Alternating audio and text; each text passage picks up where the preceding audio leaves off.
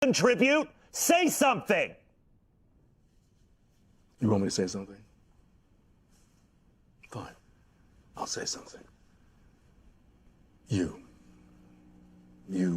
people. You're not a race. You are a virus. You destroy the world. Everything beautiful you poison.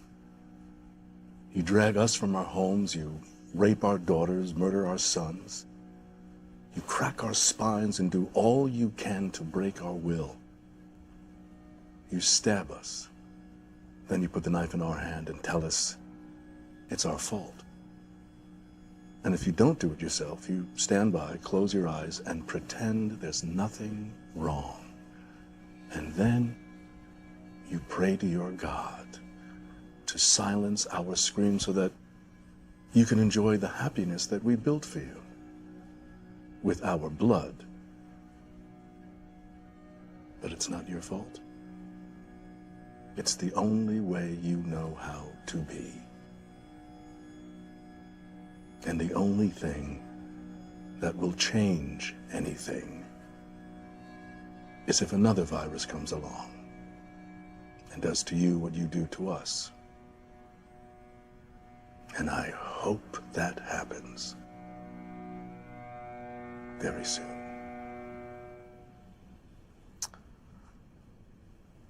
Wow. This evening obviously hasn't gone as I'd hoped.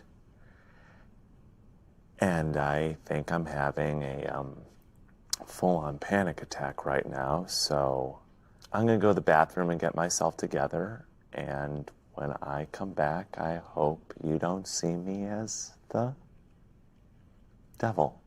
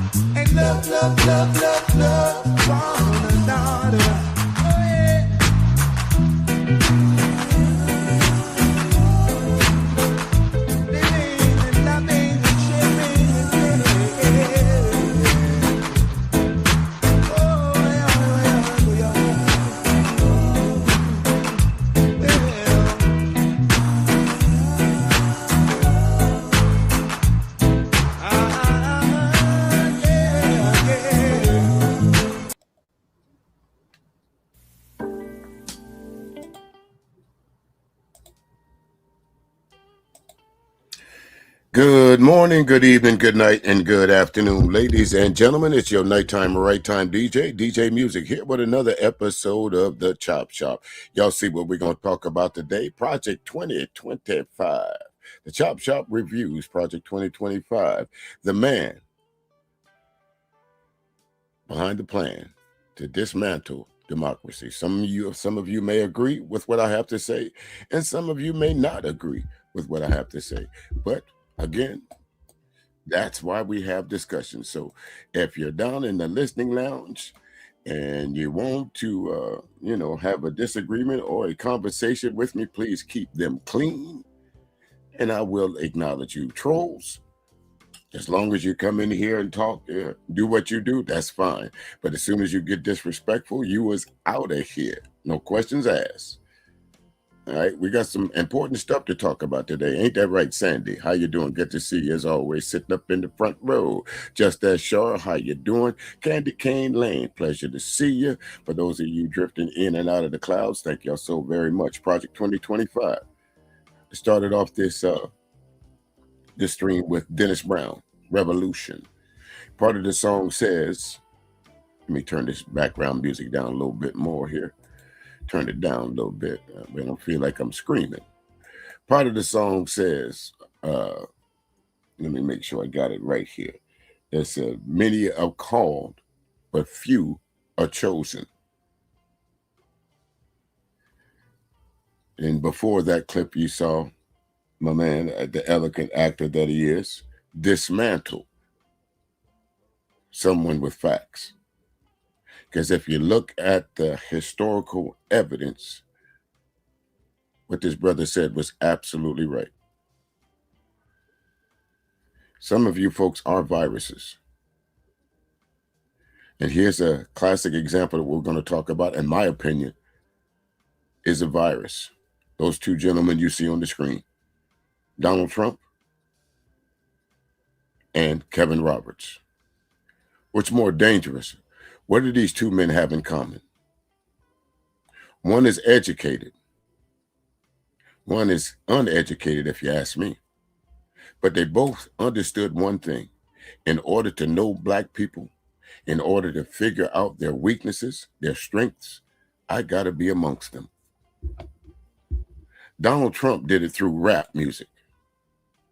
Hey there, Pure Butterfly. Donald Trump did it through rap music.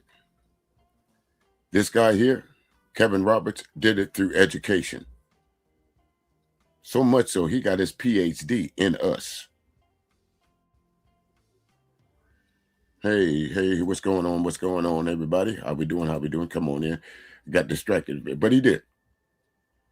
So much so, as I was doing my research on him, again, I always like to listen to other streamers, and sometimes you run into some gems. Sometimes you talk to other people behind the scenes, and they put you on to some information that you may not have known. And then you're going to get the detractors that's going to come in here and says, oh, this is what you're saying is a bunch of hogwash. Never coming in with any direct facts, only insults. What's up there, Sock Passe? How you doing, good brother? Only coming in with insults and innuendos, no facts. I've noticed that a lot about the folks that try to defend Donald Trump or Kevin Roberts and Project 2025. A man is as they say, judged by his works. When it's time for Donald Trump and Kevin Roberts, as they say, to get ready to go to that line to the pearly gates to be judged, I don't think either one of these men will make it. Like I said, what these two men have in common is they studied us. They studied what we do, how we do, and why we do. They studied our families. They studied our history. And then in the YouTube streets, you got, I got to use this word, Sambo soldiers that tells you our history isn't important. But this man here on the left-hand side got a PhD in it. Picture that. You got folks like the Angry Man. You got folks like Cellulite Podcast. You got folks like Obsidian. You got folks like the Rogers Report. You got folks all over the YouTube streets. What's his name? That dumbass. What's his name? What's his name? The sand dude from whatchamacallit, Myron Gaines. And of course, you got the king of the Sambo soldiers with the glasses, Anton Daniels. If you listen to those streams at some point in time or the other, and Sharon Bracey, I got to add you into this as well. If you listen to the streets at some time or the other, they have allowed white folks to come up and infiltrate us. They have allowed black folks. A CT, you're another one.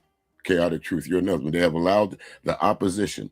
Let me go ahead and throw the disclaimer out right now. I'm not talking to all white folks.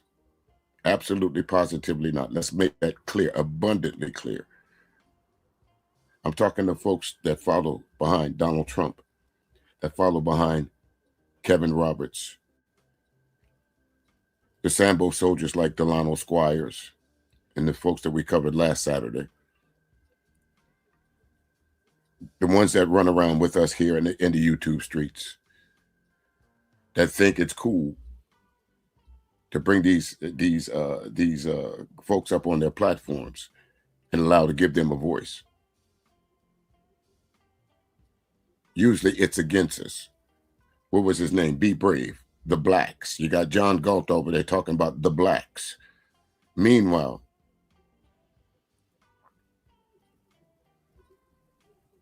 it's absolutely a state of mind there, Pure Butterfly. I'm glad you said that, because it absolutely is. Because if you look at it in the smallest form, like you break it down to it, there's only one race.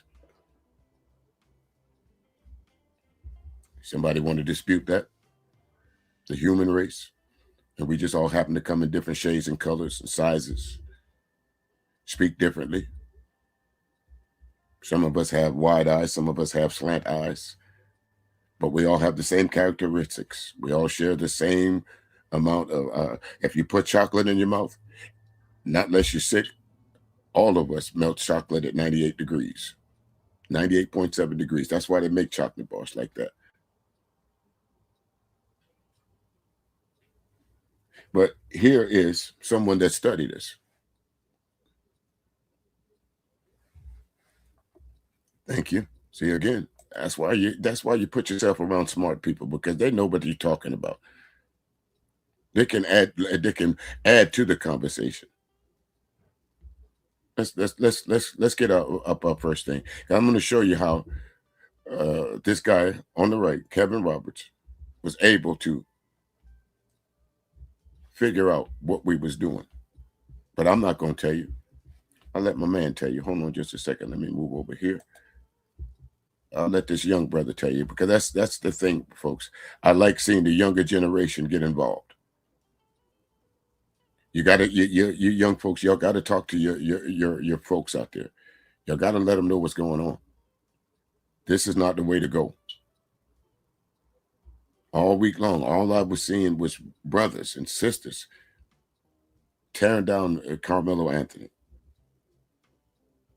Well, not all of them, but that's predominantly what I see.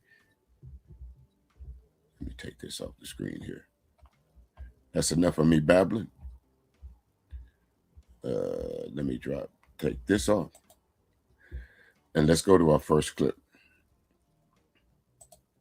Roberts, president of the Heritage Foundation, who himself got a PhD in African American history and then used it to author Project 2025 and dismantle civil rights. Kevin, Mr. Roberts, this mastermind, this genius who got a PhD in studying my people. That just shows you how worthless the actual study of African Americans are by these so-called higher academic minds, because in all your studies you didn't learn anything about the 250 slave revolts in this country. Over 250 slave revolts in this country. What type of supremacy do you honestly believe you have over us that you think you'll be able to bring us low, to make us your... How about that, Kevin Roberts? Why isn't none of that mentioned in your dissertation? Why is none of the over 200, almost 300 slave rebellions in this country was not mentioned in your dissertation? Why did you only include families and how we put our families back together through all those years of slavery? This young brother right here, I think he's in law school or is about becoming a lawyer. But the thing about, I noticed this, folks, this particular video got about 30 views. He has about 260, I think I'm his 265th subscriber. But you go over there and look at Angry Man. He says he has close to 1 million subs. This brother right here, 265, because I saw it last night myself. I subscribed to him. Dropping gems. Check this out. Hey there, Atlanta. How you doing? Great to see you. Welcome in. Welcome in.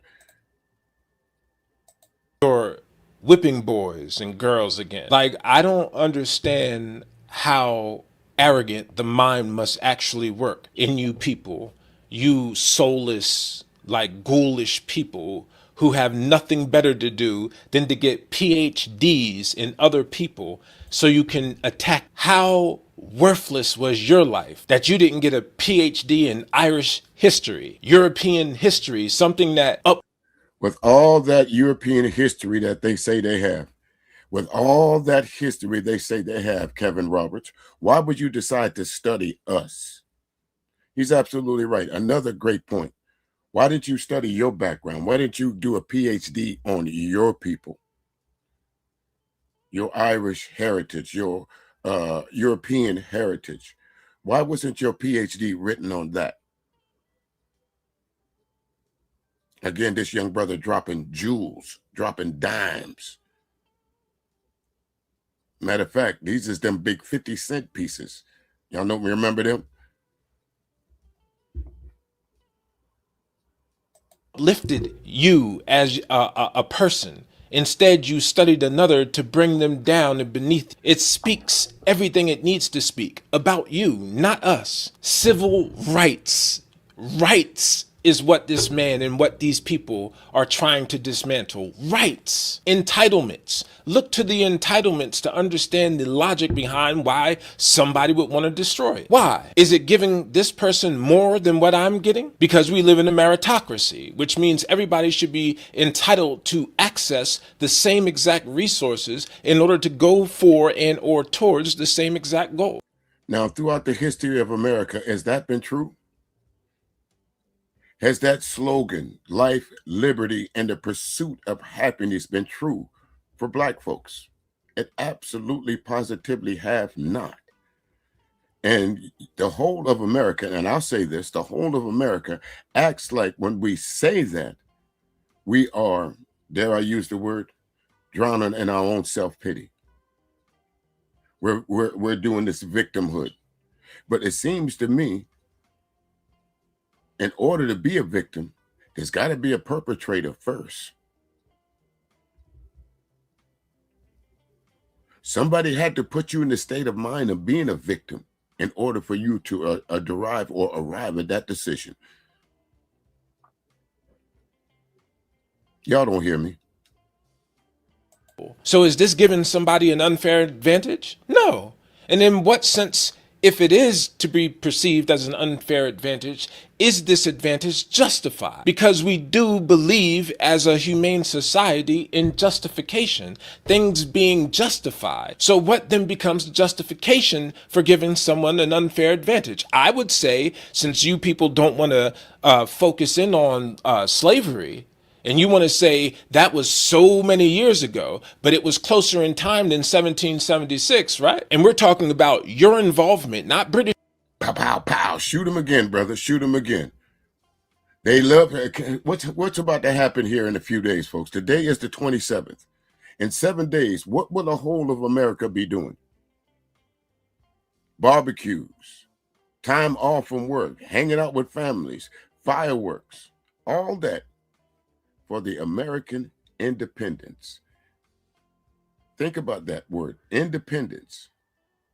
But during there's a time in American history that y'all held people in bondage and still said America was independent. That everybody in this country, every man, every woman, every child had the right and go out and achieve. Notice I'm using the word right, the American dream.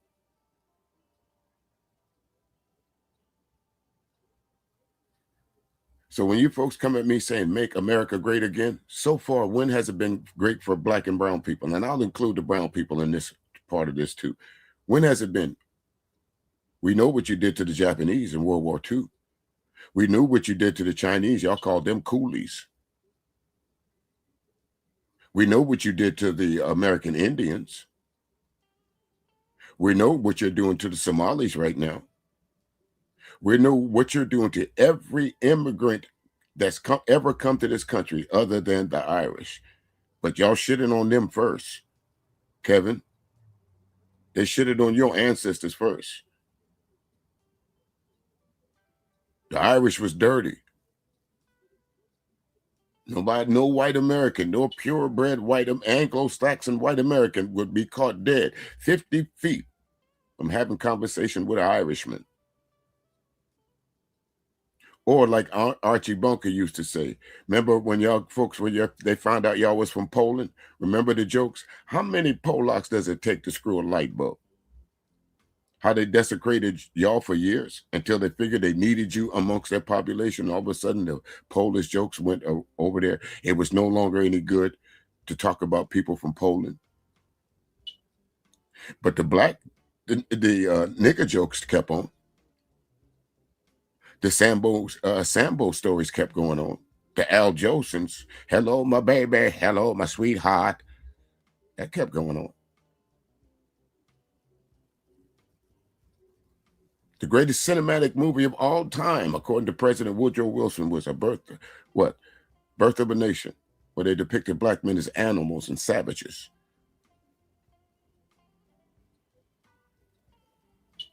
But this country is built on what? Life, liberty, and the pursuit of happiness. So far, where's black and brown people fit into that equation? Or do I need to speak about the Constitution that y'all love to bring up? We have the constitutional right. The Second Amendment gives me the right to bear arms. The First Amendment, like Chuck the Builder, gives me the power to go out and call black people niggers with unimpunity, pull out a gun and shoot said nigger, and then claim self-defense.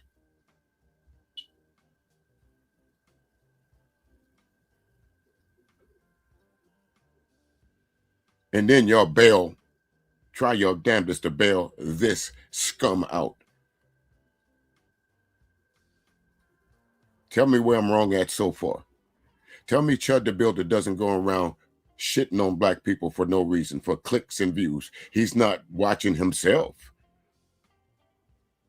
Tell me there's not a GoFundMe and a Go Get Me or whatever the fuck they call it for Chud the Builder to get out of jail. Tell me that I just not see a video of a pregnant 19-year-old girl that's got it put in jail and a policewoman beating the shit out of her. Tell me I just didn't see that. Tell me I just did not report a couple of days ago of a black girl being hung the day before Juneteenth. But somebody will scream black on black crime. Some trolls will come in here a little while and scream black on black crime. I don't have a problem with white folks.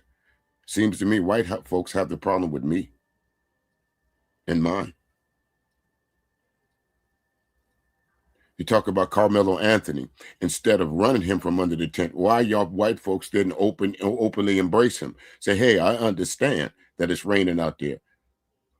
Just sit here till the rain is done. But you got the Sambo soldiers and the race soldiers saying that this kid is now a bona fide murderer. Ignoring Taz the GOAT did a great stream the other day of pointing out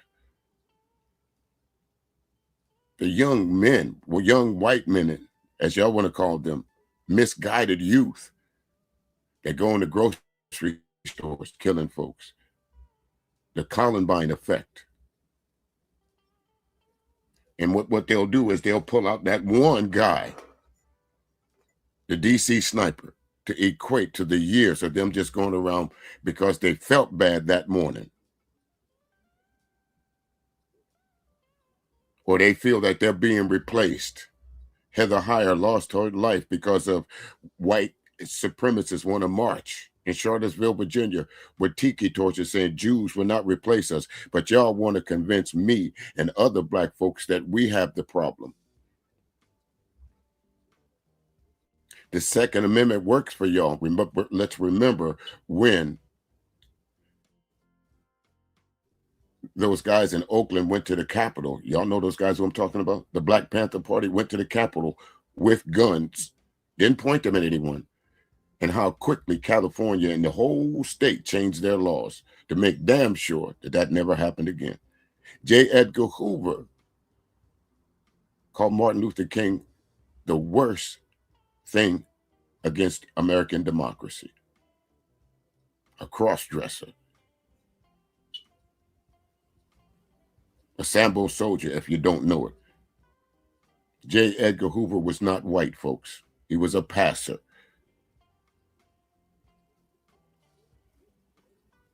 But then if I look at the history of America like I've been reporting, that's all of y'all heroes. Thugs, rapists, murderers, thieves, land snatchers. That's what y'all good at. Elvis was a hero the most, but he never meant shit to me, you see. Straight out racist, simple and plain. Fuck him and John Wayne. Remember that verse? Folks didn't pay attention to that back then. I bet you're paying attention to it now. When your own family says that you are a racist. But let's continue. Involvement, your involvement in slavery. It's closer than 1776. But whatever, we don't have to go into that hypocrisy, right? Because it's your world, it's your narrative. It's my country. It's my world. So let's stay in the hypocrisy of your narrative, because you people seemingly have absolutely no problem with shaving off our humanity. So I want to focus on something closer in time than actual fucking slavery. And we can look at Jim Crow, this fictional judicial creation manufactured by Plessy v. Ferguson.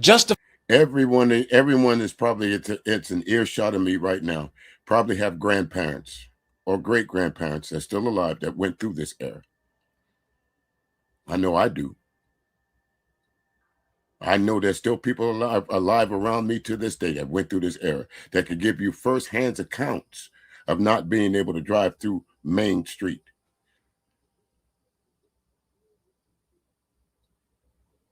That's a little closer in time, but he's going to do some more for you. Justifying the supremacy of the race based upon what? Based upon numericals. It wasn't based upon anything of value of substance in regards to your people. Read Plessy v. Ferguson. Look at what the Justice Harlan points out in the dissent. Look at what he highlights. Like, you people created supremacy out of paper, out of belief systems that you hold, and then you superimpose or force them onto others, and then they labor under it. But you are the author. You are the manufacturer. You are everything. Kevin Roberts, you are the author. You are the manufacturer. Y'all have been shopping around that Project 2025 for years, and you found a stooge, a racist willing enough that the American public put in charge of them to implement Project 2025. Several times before the election, I had guests up here trying to warn y'all. I had knew several people, the Defiant Lawyers, and several other people trying to warn Black people against Project 2025 and what it was going to do to Black people, what it was going to do to brown people, and more importantly, we did not exclude white people, what it was going to do to you as an average American citizen. And you now see the effects of it. But as usual, y'all need a scapegoat. So guess who you chose this time? Latinos. You know why y'all chose Latinos? Because you did everything you possibly could to bait black people into this fight. And we collectively decided to say, nope, not this time. Only mistake we did, folks, and I'll admit to this, was not vote. That's where as black people we went wrong in this last election cycle. Over 2 million of us sat out. That's where we went wrong. That's the only place we went wrong, not voting. And for that other percentage, that 20% of black men and black women that voted for Trump, how that working out for you? How about your Latinos? How that working out for you? How about you people that was just above the poverty line? How that working out for you? White America? How about the threat of new wars? No new wars. How that working out for y'all? If you got kids that's 18, 19, 20, 21 of military age, how that's working out for you? Well, by a known draft dodger, Bone Spurs. How that working out for you for the guy that's in charge of the Secretary of Defense usually, but they call it the Secretary of War, can't do 3 pull-ups. But he's going to talk about running around with a warrior ethos. Y'all should be embarrassed at the leaders that you chose. But let's go. Thing about what you are doing is an indictment against you. It's not an indictment against us. You attacking and targeting us because you don't want to do right by us. And that's where the whole reparations comes in these ideas of unfair advantage. Because you don't want to do right by us. And you don't want people to even know that there's an unrighteous deed done to us for an extended period of time that justifies an advantage. And again, if you look up the definition of reparations, it means to repair something. In order to repair something, folks, you have to first acknowledge that it's broken or you broke it and what you need to do to fix it. The United States is not going to ever admit to the ills of slavery. Never. So if that's what we're hinging reparations on, you can forget that. Because in order for you to repair something, you have to acknowledge that it's broken or when it was broke and how long it was broke and what you're going to do to fix it.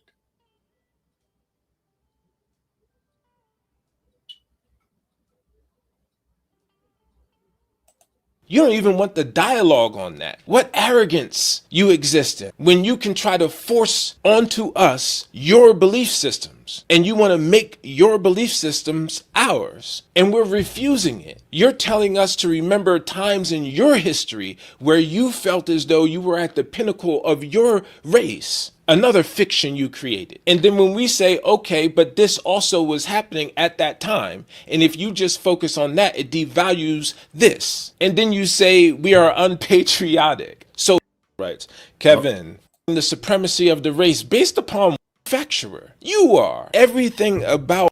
My fault there, folks. I pushed the wrong button. But anyway, speaking of patriotic, I don't think there's any man, woman that's any more patriotic than black folks. We asked to get into a war with y'all. Remember that? Because y'all didn't want us in the military.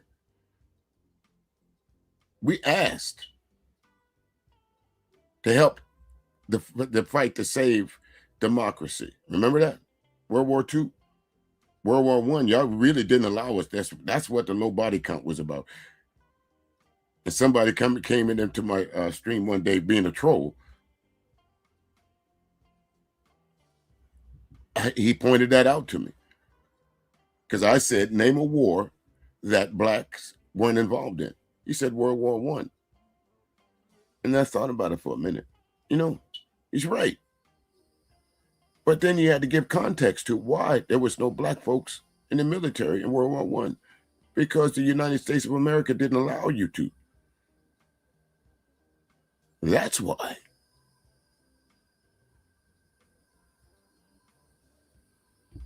That's why.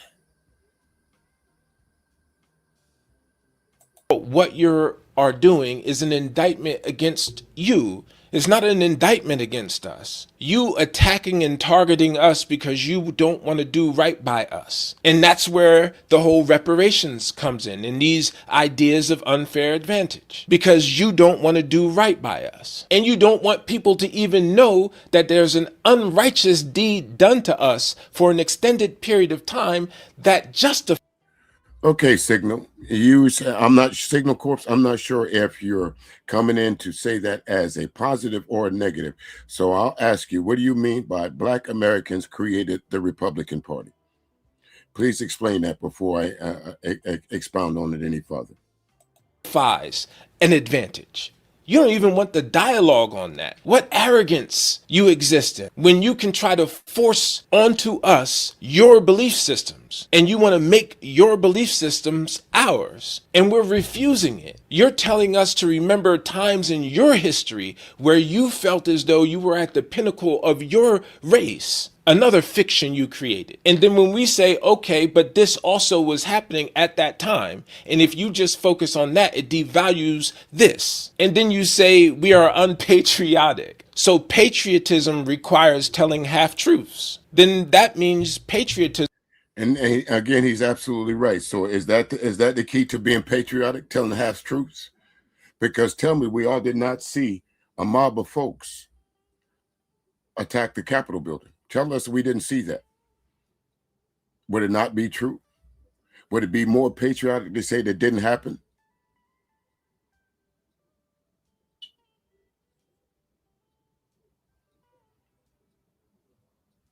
Would that be fair to say that didn't happen? We all saw it. Lord Naroku.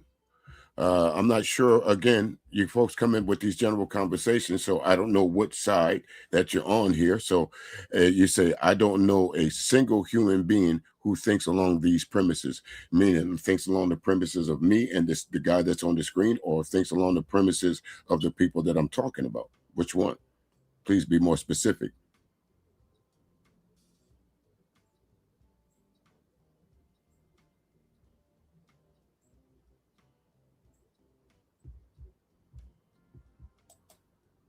Well, okay, I see what you mean. Are we just going to completely ignore history? Of course, being patriotic means selective history. That's a no-brainer. It's observable. No, but honestly, I understand what you're saying. I think there might be a bit of sarcasm in that, but I understand what you're saying. But that's not the definition of being patriotic, telling half-truths. I think anybody can look up the definition of patriotic. You won't find that anywhere. Requires a lie, because anything short of the truth is a fiction. It's a deviation from the course of truth. That's the reason why I don't like the idea of the Holy Bible. I don't, because for a thing to be holy means it must be unmolested, untouched. And can't nobody say that that Bible has not went through I don't know how many iterations, no matter how many versions. There is an authentic version. The most authentic one you can find over there in Ethiopia. But what the English did to it, that is not holy. There is actual valid claim. And again, I don't want to step on anyone's religion or beliefs or whatever you have, so I'm going to leave that part alone. But there is some value, there is some truth to what he just said. This young man on the screen right here, he's not the only one that thinks that there's some fallacies in the Bible. I can point out one for sure, that, no women had anything to do. What about all those books that was written by women that selectively was excluded from the Bible? I don't know. That's pretty valid, don't you think? That Shakespeare himself wrote that. That's not holy. And you guys are comfortable living for some odd reason in falsehood. How is that a way to exist on the planet? And then for those of you with that je ne sais quoi of caveman in you, that you just cannot resist this inevitable conclusion that, well, if they won't stop talking about it, then how about we eliminate them? And right now, elimination is, oh, let's just force them out of our country. Again, based upon the... And again, how many times have we heard that? If you don't like America, you can get out of it. You can leave. How many times have you heard that? If your complaint is, listen, we want equal rights. How many times have you heard people say, well, if you don't like what's going on in this country, maybe you should leave? Our ancestors built this country, and we as Black people don't have the right to say that either, that our ancestors built this country. Your ancestors profited. Ours didn't.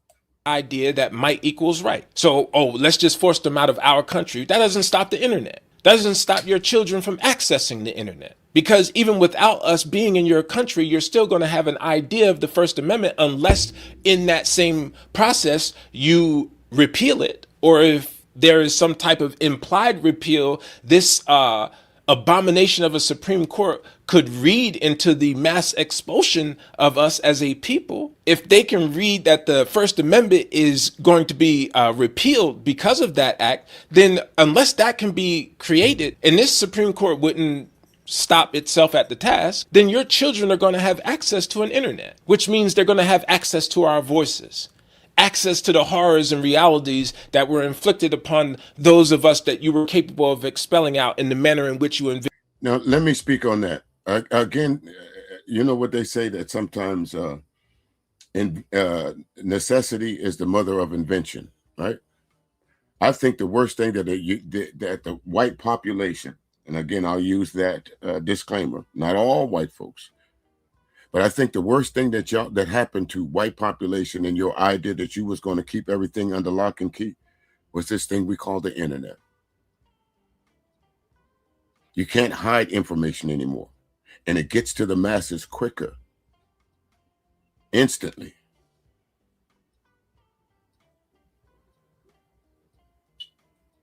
You can't have a population using something and tell the other population that they can't use it. Whereas before, you could. You could stop Black people from going to school, which you did. In slavery, you could stop your slaves from reading, which you did. You could stop people from acquiring information, but in the information age, as they call it, you can't anymore. Everybody's information is what they're holding in their hand, that cell phone. All you got to do right now is say a few magic words, and the answer will show up on your phone. You can't put a lid on that. You can't put the toothpaste back in the tube anymore when it comes to the internet. And whether you want to give credit where credit's due, I got to shout out Tariq Nasheed with that Hidden Color series. Although it to me, it kind of lost its vigor after they started with these in-house boss fighting. But it was quite effective to open up the eyes of some people that thinking, hey, wait a minute. You mean we did that? You mean that's not the monkey looking up at the sky? You mean Columbus really did not discover America? You mean Black people was really here before? You mean Black people could be considered indigenous to this part of the world? Really? That opened up a lot of people's eyes. How? Because you was able to disseminate that information quickly. CDs, YouTube, World Star, believe it or not. But I digress. Let's go. The Tin Man. That's who we're listening to, folks. And I got to applaud you, young brother, for being out there putting out this information. Like I always say, information don't come to you. You got to go get it. You got to go get it. vision. Of course, that's not going to ever happen. I want you to know that.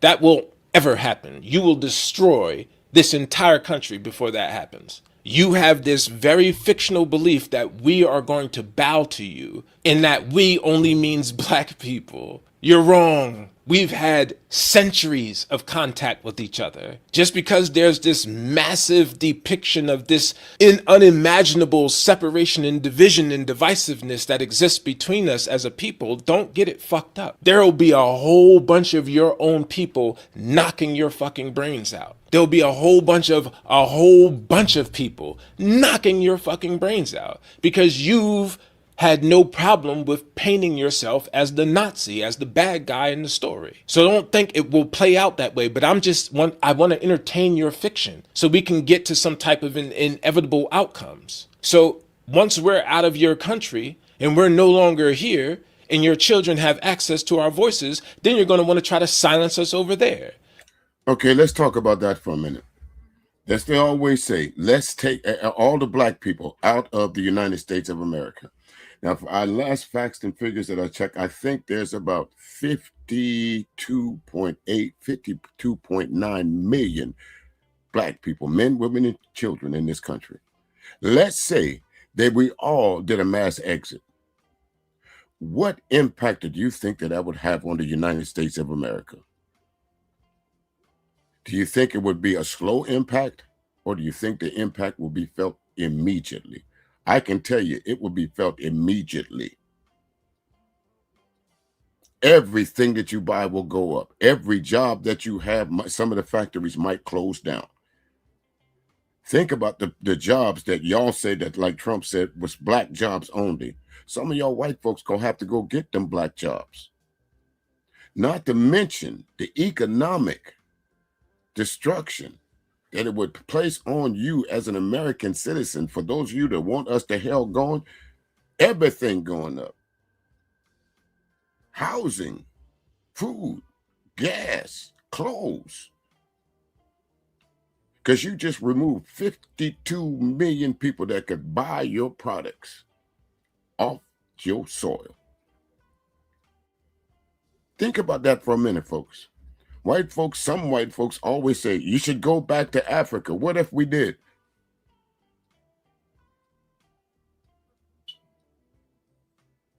What if we did? What if every black man, woman, and child went back to Africa? What about if every Hispanic person went back to Mexico or whatever Latin country they came from? What if every Chinese person went back to China? What about if every Korean person went back to Korea? What about if every people of color went back to their respective countries, as y'all say? If all the Indians go back to India, as y'all say, where would that leave the American economy?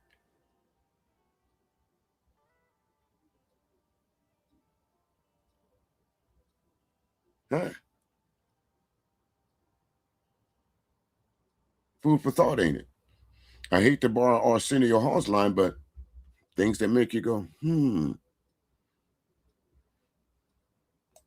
So then your proxy wars and all these other regime change efforts and your foreign policy as it currently exists, you'll put it in full force over there to silence out that life. But the internet is forever. So what do? You repeal Section 230? I think this Supreme Court would do that under this fictional narrative that you're going on. So now look at how darker and darker it gets for you. Not us. For you. Look how deeper and deeper into the darkness of ignorance and fiction and misinformation that you're willing to exist in, knowingly exist in, just so you can have the comfort of not hearing the voices of the people you actively oppress on a daily basis. And we're the bad guys. You want to talk to us about who makes up 13% of the population and commits 100 billion% of all the violent crimes and all these other bullshit narratives you tell yourself. I think it's fascinating. I think you are fascinating. I think somebody should scoop your fucking brains out and put them somewhere so the world of civilized humanity could study it and understand how to cut that shit off at the genetic level. Keep your race, but just identify that genetic mutation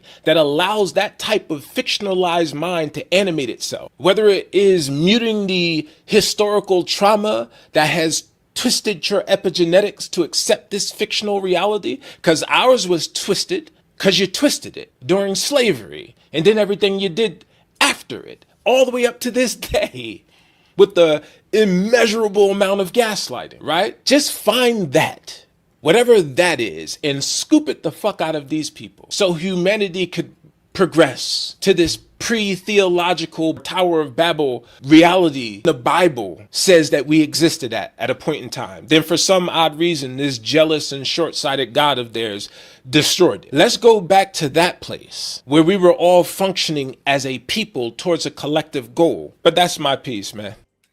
And when has that ever been? That would be my question. Because throughout the history, like I said, I don't have to make any of this up. You can go, history defines itself, folks.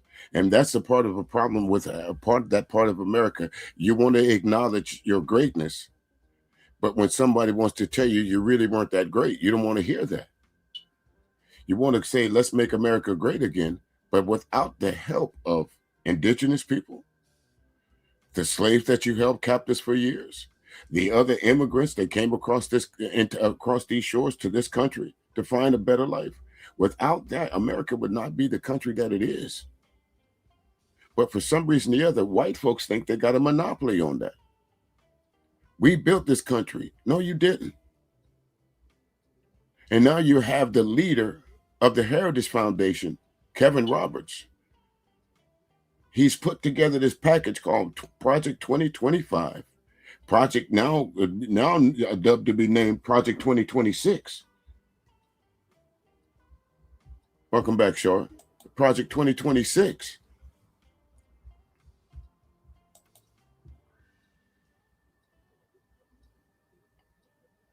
That everybody seems to be like, it's okay.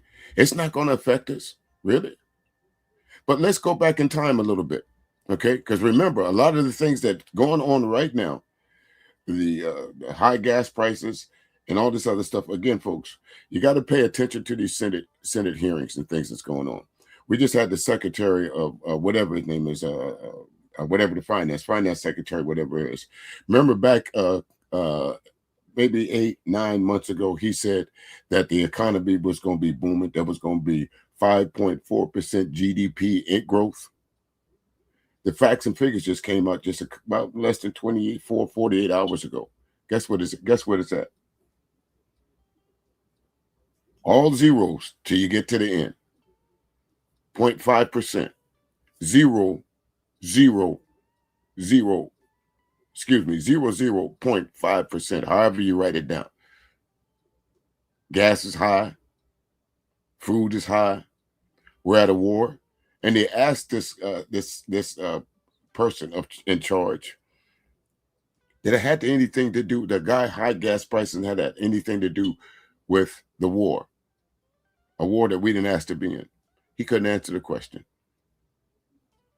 You don't have to believe anything I say here. But if you really want the truth, go watch those Senate hearings and see how these people will not answer your question. Even if you were there, they wouldn't give you a straight answer. Even if you were the person answer the question. It's dodgeball. And I wish I had time last week to broadcast some of this stuff. But maybe that's what we'll do on our next Saturday show. We'll show you some of what these so-called leaders been doing. Now let's take this off the screen and move on to the next thing here. All right. Let's go back in time. Here, let's see, which one do I want to do? Here is Kevin Roberts introducing and explaining what Project 2025 is. I think this is probably 2023, 24, somewhere around in there. But this was before Trump was elected. Remember, everybody was screaming that Trump had nothing to do with Project 2025. Y'all remember that, right? Y'all remember that. And even in this, well. Joining us, and we're joined today by Kevin Roberts, president of the Heritage Foundation, and he's here because of what a lot of politicians like to call Project 2025. It's It's a subject of a lot of criticism from the Democrats and a lot of praise from Republicans. So I just want to start out by asking, what is Project 2025? David, thanks for the opportunity to visit with you. I suppose if progressive Democrats hate it, it's a good idea. And it's a good idea because it's a corrective to what's happened for too long in this country, which is over the last half century, especially since LBJ was president, progressive Democrats, the radical left, have taken over the federal government. Now, I want y'all to notice something, folks. The video glitches, and it's not me glitching it. I got this from the Heritage Foundation, from his website, from their site. But you notice the video glitches, and if you listen real closely, you'll hear him answering, but then you'll hear him re-answering it. Let's go back. Let's start from the beginning. I wanted y'all to start up to see if anyone will pick up on that. Now let's go back. Now that I've dropped that in, I want y'all to listen very carefully and watch the glitches. What's that telling me? That this is altered. They took out the parts that they didn't really want you to hear. But even after taking out some of the parts that they didn't want us to hear, we still heard all of this. Listen. President of the Heritage Foundation, and he's here because of what a lot of politicians like to call Project 2025. It's a subject of a lot of criticism from the Democrats and a lot of praise from Republicans. So I just want to start out by asking, what is Project 2025? David, thanks for the opportunity to visit with you. I suppose if progressive Democrats hate it, it's a good idea. And it's a good idea because it's a corrective to what's happened for too long in this country, which is over the last half century, especially since LBJ was president, progressive Democrats, the radical left, have taken over the federal government as unelected bureaucrats. So, Kevin, what are you? You are an unelected bureaucrat. That is your title, according to what you're saying. That's what you are. You're an unelected bureaucrat. You set policy, whether I want to agree with it or not. You are the author, one of the co-authors of Project 2025. And this is what the country is under right now. I'm going to show you a little bit later on of how much of Project 2025, which is soon to be Project 2026, has been implemented. And I'm going to show you also some of the what they've targeted and what they're still targeting.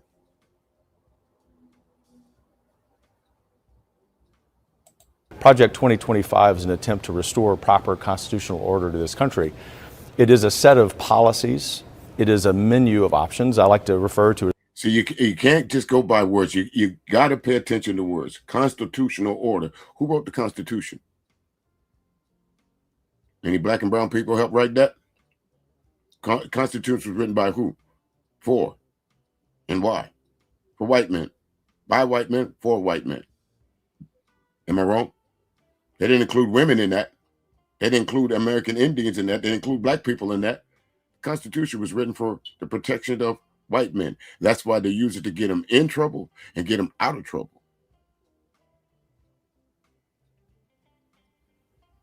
Sort of the menu from Cheesecake Factory. It's every possible thing that someone might want to take on, which means there's no possible way that any president, even if he or she was really aligned with everything, would take on all of these, right? It's a manual for conservative policy thought, but it's also a database for personnel who may be chosen by the next president and his advisors to do so. That's ultimately his.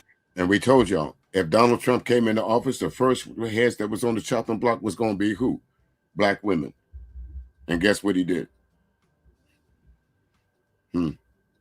Choice, right? And I think the thing that the media has gotten totally wrong about Project 2025 is both some of the particular planks in it, but also that the whole point is to be of service to any administration. Frankly, we would love it if the current administration would use it. We know that philosophically it's unlikely. I'm not being sarcastic in saying that, but we also know that great ideas and great people rise to the top, and if the will. Well, I can go back to your statement right now there, Lord Naruku, because that's exactly what's going on. Literally, if you do not agree with the government and the masses, you were considered unpatriotic. Isn't that what he just said, Lord Naruku? Isn't that what he just said? We're putting in place that people that's favorable to us. If you're not with us, you're against us, and we're going to get rid of you. And the president that's coming in, the next president, Because you couldn't have handed this Project 2025 to former Vice President Harris and thought she was going to implement this. You couldn't hand this to Barack Obama and thought he was going to implement this. You couldn't hand this to Joe Biden and thought that he was going to implement this. You had to find somebody like Donald Trump who thought like you. You had to find someone that won the unpopular vote, but won the electoral college. How does that work, folks? A government for the people, by the people, but the popular vote don't really mean nothing to it.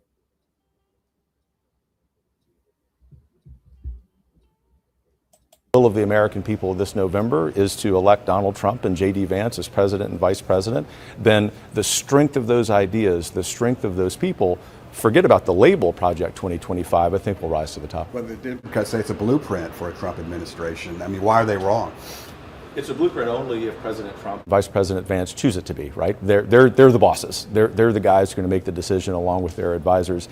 And perhaps some historical context is helpful. The Heritage Foundation has done this since 1980 with what we then called Mandate for Leadership. I think what has made Project 2025 under any name, that's what I said, since the 1980s, folks. They introduced this to Reagan. This is whether you want to believe it or not, Reagan did implement some of these ideas. He did borrow a few of these ideas. We call it Reaganomics. Remember that back in the 80s for those of us who was around? Reaganomics. Gap Band had made a song about it, Reaganomics. Such a boogeyman for progressive Democrats this time around is that the conservative movement has never been this unified. We've never been this organized. We've never been this resolute, especially after the assassination attempt on Saturday. That's why a lot of people say that they're talking about, of course, the fake assassination of Donald Trump. Alleged attempted assassination. Why is that not in the news, folks? Why aren't we hearing about that on a daily basis? Why is that just disappeared? Why don't we don't even talk about the guy who made the attempt on the president's life? Why aren't we talking about the guy who they called at the golf course that made an attempt on the president's life? Why aren't we hearing about the guy that took out Charlie Kirk? Why is none of that in the news?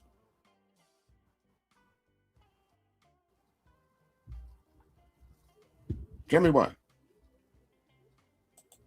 Making sure that when conservatives are in power, whether they're president of the United States, member of the U.S. Senate, governor, mayor, that there's actually policy substance behind what they want to do. There will always be disagreements in this country about policy direction. I think it's imperative on the left that they stop the rhetoric. Some of it's been vile and violent. Some of it has led to threats on those of us on the right. That was okay, let's talk about threats, vile. We can go back to Nancy Pelosi and what happened to her husband. We could talk about the folks in Minnesota. We can talk about the unalivement of those folks, the Congress folks, the attempted killing of what you call it, kidnapping of Gretchen, the mayor, whatchamacallit. Let's talk about, if we want to talk about political violence, it's not coming from, as they say, the left. It's coming from you folks. According to what y'all said about the Charlie Kirk's assassin, it was politically motivated. And you couldn't get no more lily white than where it happened at. Let's and here and closest to me, let's take Dylan Roof. Look what he did. And look at his manifesto. How about the guy in Tops Grocery? Look at his manifesto. All of those mention race. Black people was the bane of their existence. Black people was the bane of their existence. They gave black people the reason why they did what they did. Correct me. Matter of fact, I don't need no correction because I'm not wrong on that. Their manifesto said such. Happening before Saturday. If they want to have a policy conversation, let's be intellectually honest about it, which is why I appreciate having this conversation with you. They say you guys want to end abortion, Which is wrong. You want to allow the president to stack the government with partisans rather than. Okay, he said this is wrong. Is that true now? We know that's not true because They ended Roe v. Wade. So we know that's not true. Part not true. Let's back up a little bit. Listen to all the things that he says that they were wrong about. Listen again. To stack the government with partisans rather than so why are they wrong about that? Are they not stacking the government? Did they not rush to the Supreme Court justices? Did Trump not appoint over what 260, 270 judges? Does judge not, as in the famous line from the Godfather, he got so many judges in his pocket and politicians in his pocket now? Does Trump not have that moniker? Just a couple of days ago, there was a bipartisan bill passed, and all of a sudden Trump said, nope, no thank you, I don't want it. Matter of fact, until you pass the Save America Act, they're trying to pass this Project 2025. Same language. It's the same damn thing. We're not going to pass that housing bill if I don't get my Save America Act passed, even though it's bipartisan. So don't tell me about bipartisanship.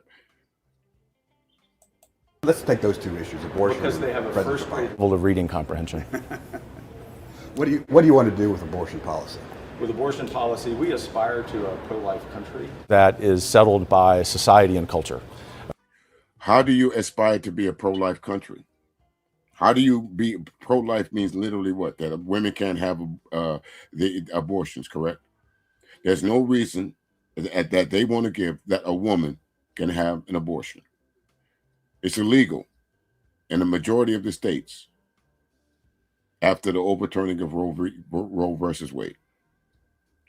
We've now known that some women have lost their life from either childbirth or complications, not then, but later. I don't know all the ins and out, the workings of the female anatomy, so I won't even make no attempt to try to. But from what I understand, DNCs and all this other thing, all of that is banned. They even trying to go after the morning after pill. But here before Trump got elected, they said he didn't want to do nothing with it. They just wanted to but we trying to get it to a pro-life country. You did. No, you're not tripping. The background is changing, Shar. That's what I'm telling you. This video has been altered. And I wanted to point that out. And I'm glad you've seen it now. Because I thought I was tripping too. This video that I got from their website has been altered. And that's a good point right there, Pure Butterfly. They only aspire to be pure fetus. Because listen, if you look at it as a whole, your statement would be absolutely right, because they don't want children to have free lunch meals.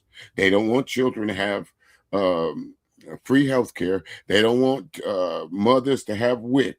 They don't want mothers to have AFDC or any of that. They want to cut all those so-called subsidy programs out. Basically, what the Heritage Foundation is saying, fuck them kids.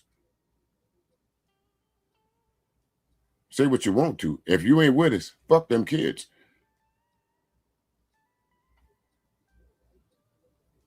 President Trump and Vice President Vance have charted a vision in terms of politics and policy that reflects the majority of the country, which is, let's let states focus on this. And beyond that, I think it's important to understand on other policy areas like education, which happens to be my policy expertise. I'm a fifth-generation teacher, only went to public schools, grew up a poor kid like J.D. Vance. What stands in the way? That's the standard bureaucratic line right there. I grew up a poor kid. You know, I hustled my way through. I made it through. I got educated. But where did your education come from, sir? I know you didn't go back from what I saw the topic of your dissertation. You didn't speak to any of them people that you talked about because you weren't around then. So your PhD came from education from somebody else about us that you transferred to it. You didn't go to the little black neighborhoods and say, "Hey, can I speak to your great grandmama?" Did you? But that's what they always want to say, you know, I pulled myself up out the mud. Why you black folks can't do that? Because some people don't even have that. Tie your own boot, pull yourself up by your bootstraps. I know it's cliche, but some folks don't even have bootstraps to pull up, much less boots.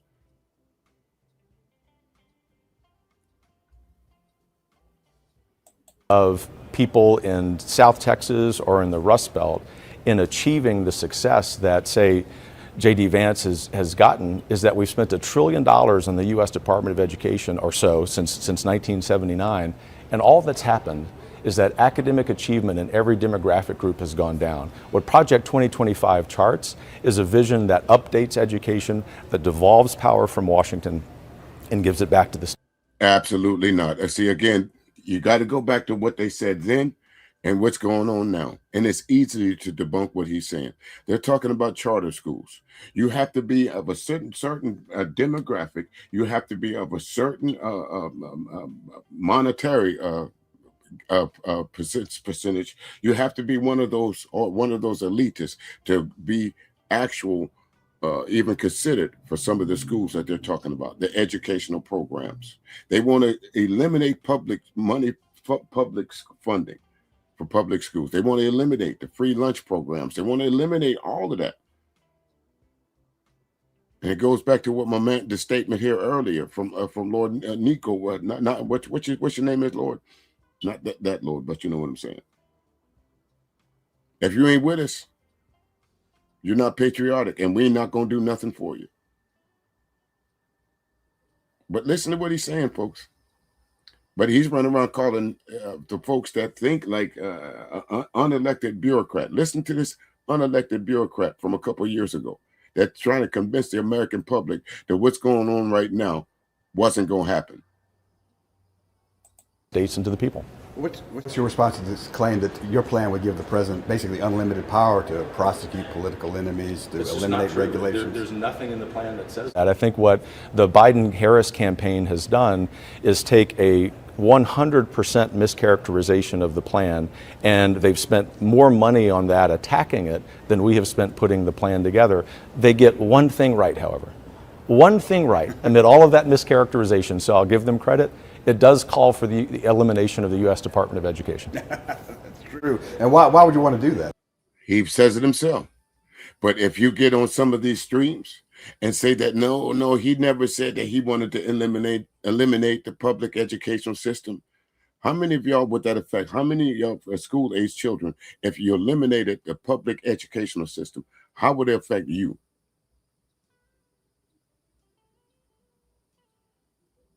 Huh? How would it affect you? How would it affect your children if they couldn't go to a public school?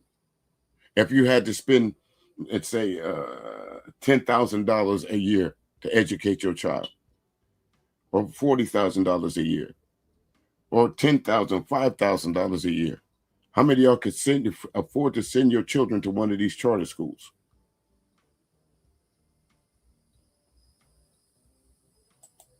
Because it's just been a disaster, as I mentioned.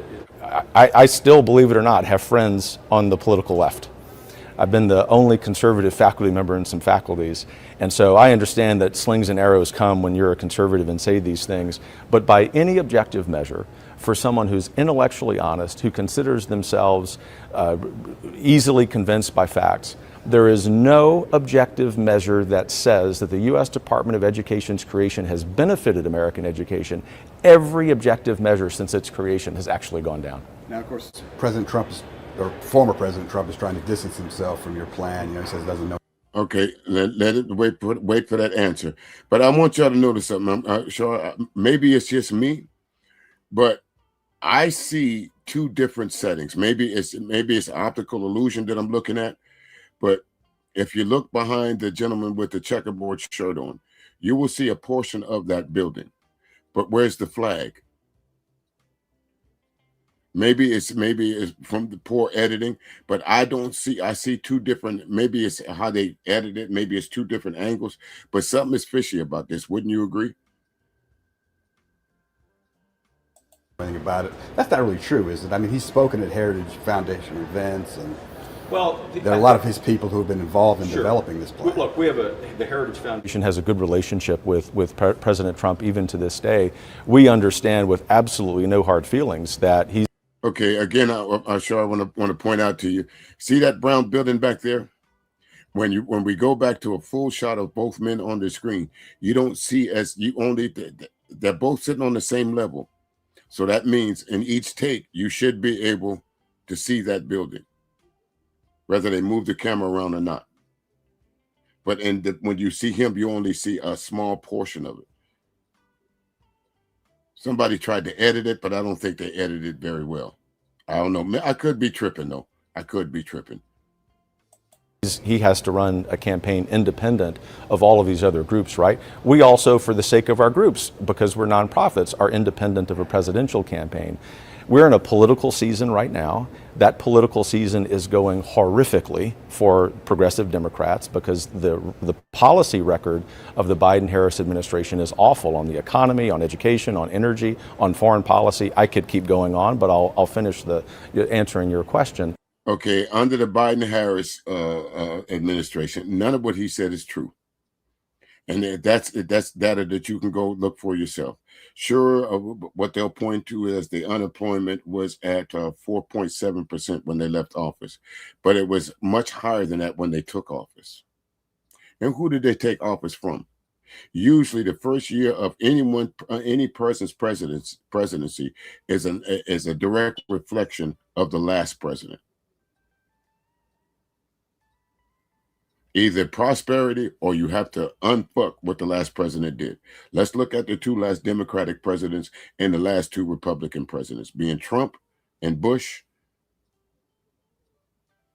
and Obama and Biden. Look at the contrast. Obama had to do what to get out of, took who out of what? Didn't he have to bail out the auto industry? Didn't he have to bail out the insurance industry and the banking industry? And who caused that? The housing crisis? Bush. Now let's go to Trump. Although no, he might not have been the cause of COVID, but his handle of COVID, no one can absolutely say was correct. He even told y'all to put bleach up your butt or shine some fluorescent light on you. When we first had COVID, Trump said it would be gone by Easter. Look how many lives COVID took. Now let's go to Biden. Chips and Science Act, new infrastructure bill, all of that. The inflation rate came down. The unemployment rate came down. Now let's look at the second Trump administration. Chaos, wars. Bitch at Biden for pulling us out of a 20-year war in Afghanistan. Just to put us right back in one.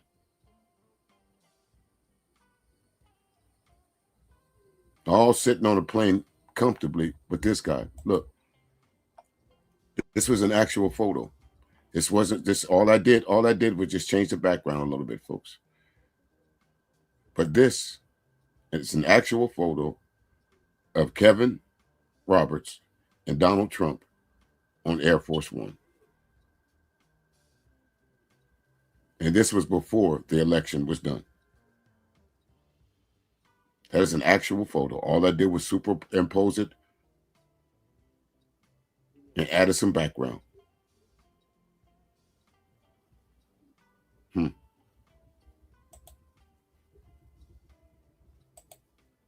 President Trump, when he gets into a transition, if that's the will of the American people, then we'll decide the policies, the people he wants in his administration. All Project 2025 is a set of recommendations, and some percentage of those will be accepted. You know, Heritage Foundation is often referred to as Ronald Reagan's think tank. Ronald Reagan didn't accept 100% of our recommendations. I think ultimately it's a non-story because this is how the apparatus on the left always works. What's driving Biden and Harris and progressive Democrats crazy is that we've taken a page from their playbook to offer some recommendations if our candidates actually win. And they may try 2025 a central focus of their campaign. When did they start doing that? How did do you know how this came Sometime about? this spring. I mean, do you know how this came about, or what have you heard about why they decided to make this such a deal? Well, I think they're desperate. They have nothing else to run on. No, it wasn't they were desperate. That was a warning cry from the Democrats. Don't let these people convince y'all that your life is going to be so much better if this Project 2025, 2026 gets implemented. You are lying to the American people. You're not, they're telling you they wasn't going after Roe v. Wade. They wasn't going to raise your taxes. They wasn't going to cut Medicaid. But I'm going to show you that was their intentions all along. How people can keep a straight face like they do. That. I mean, just as a social scientist, as someone who I guess is something of an expert on politics, if you're Biden and Harris, what else would you run on? Their record's awful. The contrast in policy between. How about the economy? How about all those different things that you keep on saying that they were awful at? Go back and look for yourself, folks. Now, is there room for disagreement? Is there room for finger pointing in the Biden Harris administration? Of course there is. That's politics, of course. Not going to get everything right. But I bet you there's a whole lot more finger pointing going on in this administration than the Biden-Harris. I bet there's a whole lot more corruption going on. Remember, what happened to the Biden crime family? What happened to those what happened to all of those hearings that the American people spent millions and millions and millions of dollars on? What happened to the Hunter Biden laptop scandal? What happened to all of that? Democrats got to answer for that too.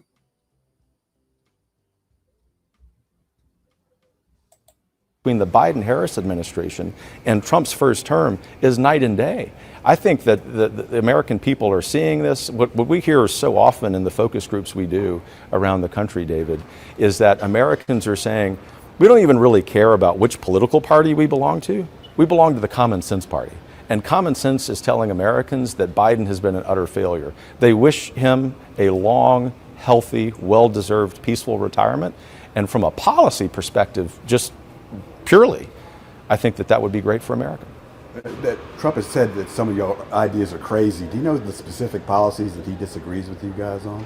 No, not yet. I imagine at some point. The only reason why Trump was trying to say about this, because another thing out of that playbook, let me say something bad about them so I can distance myself. It's called plausible deniability. That's all that Trump was about.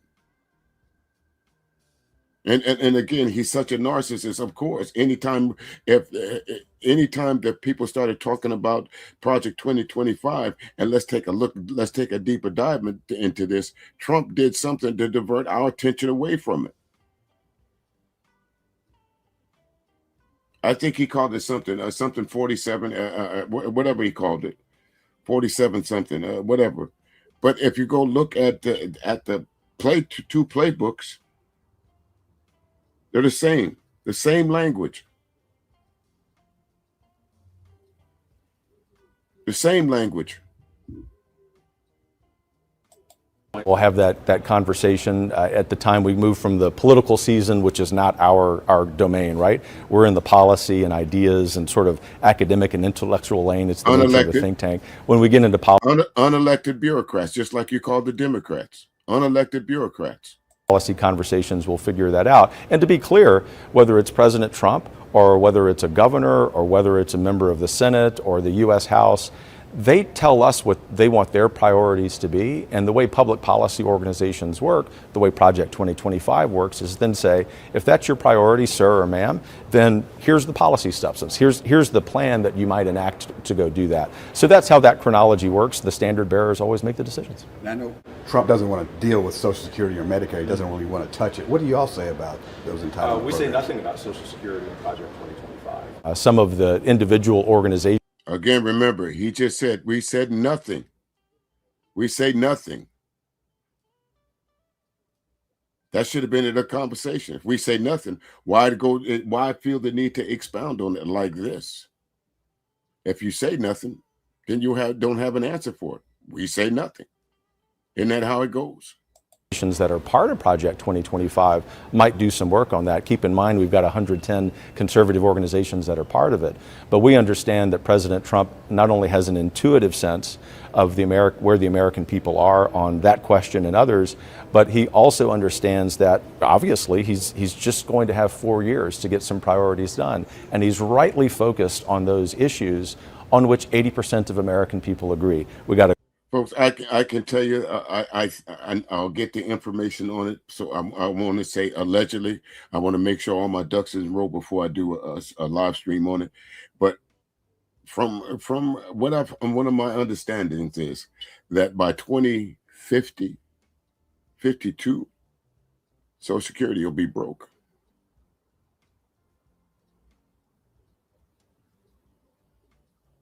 That's what they're doing.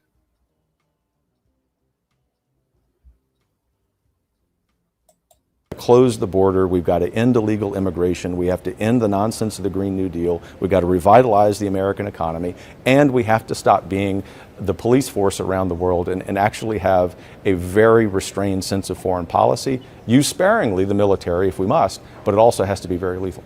I know. Okay, so use sparingly as the military as you must. We just saw the military in the streets. Major Dude one. Okay, I'll read your comment. Since you had to subscribe in order to comment, so I'll give your comment a read here. Democrats had their chance to ruin what's good in life. What do you mean? Now that the pendulum swings back to normal, it may be a little beyond then than judge which is better.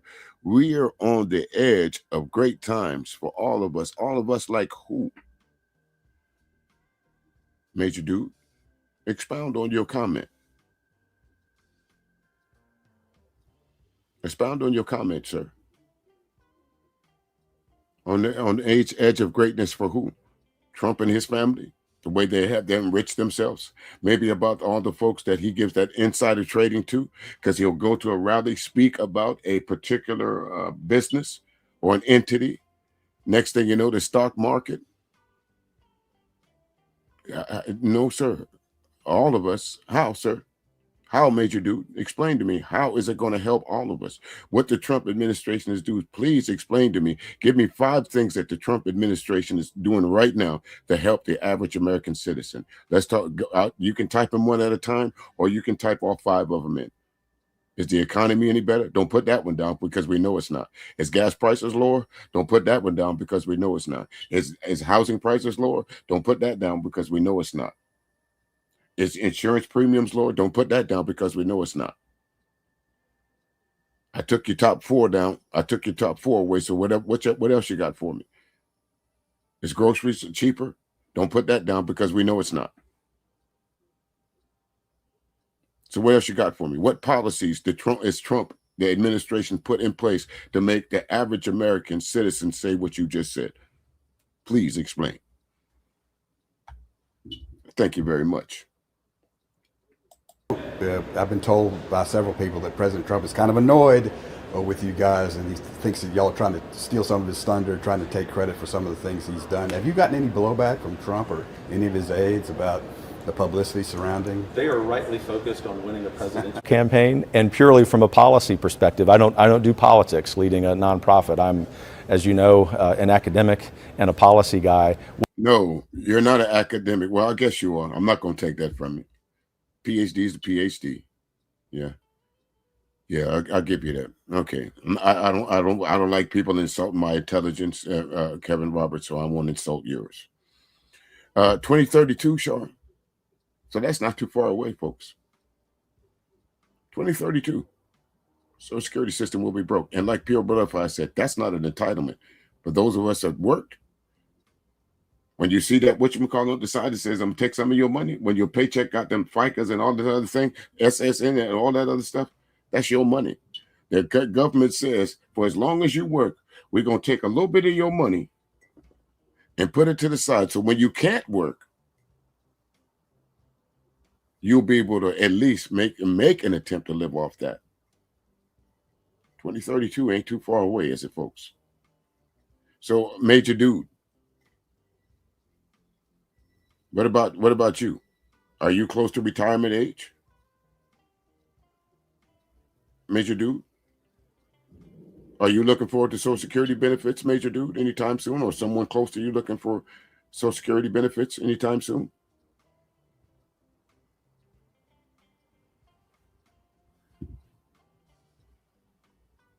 When we get into the policy season, once the election is behind us, then that's when public policy organizations, if they are so called, will perhaps have the opportunity to present some recommendations. And the first time I heard about Project 2025 was I heard it was basically a recruiting mission, that you guys were looking for people to staff a Republican administration or in the alternative, a Trump administration. So how can you say, aren't y'all basically trying to forge whatever Trump does when he's get elected? Aren't y'all really trying to staff the second Trump administration? Actually, what we're trying to do, Beyond trying, we've succeeded in doing is building a personnel database for the entire center-right movement in the country. And they gave that to Elon Musk. They called it Doge, and they went in through people's public, personal, private records, and they found out who you voted for and why you voted for, or if you had anything to do with Trump's impeachment or anything against Trump. Or were you an staunch an opponent of Project 2025? They got rid of you. That's what he did. They took a book of loyalists to Trump and said, these are all the people that are with you, President. Because if you look at Trump's staff, the majority of the folks that wrote Project 2025 either on his staff or have something to do with his election. Go look for yourself. I can't get it all to you. And whoever the conservative standard bearer is, in this case, President Trump, if they choose that they want some of these people, then they are able to do that. The great thing about Project 2025 is that we had a goal of recruiting 10,000 people into this database. Obviously, President Trump, Vice President Vance, their advisors will make those decisions, but never before has the conservative movement done this kind of thing. The left has done this for years. I think a lot of the mischaracterization is the intention behind that is. Folks, the left has done what for years? Name one social net program that the left, as he said, has eliminated. Now, if you want to say there's some social programs that some people are fraudulent in, yes. But we know who commits the most fraud in those programs. And I wonder why folks never bring up Brett Favre's name when they talk about defrauding the Social Security or the benefit system. Wonder why nobody ever mentions Brett Favre. Thing of the past. Is to sort of obscure that that's what they've been doing. But the great thing about all of the earned media that Project 2025 has gotten in the last week is that we've had 3,000 additional Americans decide that they want to throw their name in the hat. We're not going to push those guys to be part of the administration? we're not pushing anybody. President Trump and Vice President Vance. To make those decisions. And lastly, how does it feel to be a political punching bag? I'm always curious about this. You know, I learned at an early age That you only take flack when you're over the target. So bring it on. We're taking. That's not true. That's thing called collateral damage. And that's what's happening to the American people is the collateral damage of this Project 2025, which you are the author of, sir. Let's move this off the screen. So again, you got to do your, like I said, you got to do your research, folks. Information is not going to come to you, or it's not going to be right. It's not going to be sitting at your front porch when you open the door, or sitting on your screen when you go to your computer. And that's what I mean by this internet is a dangerous thing if you use it for what they intended it for.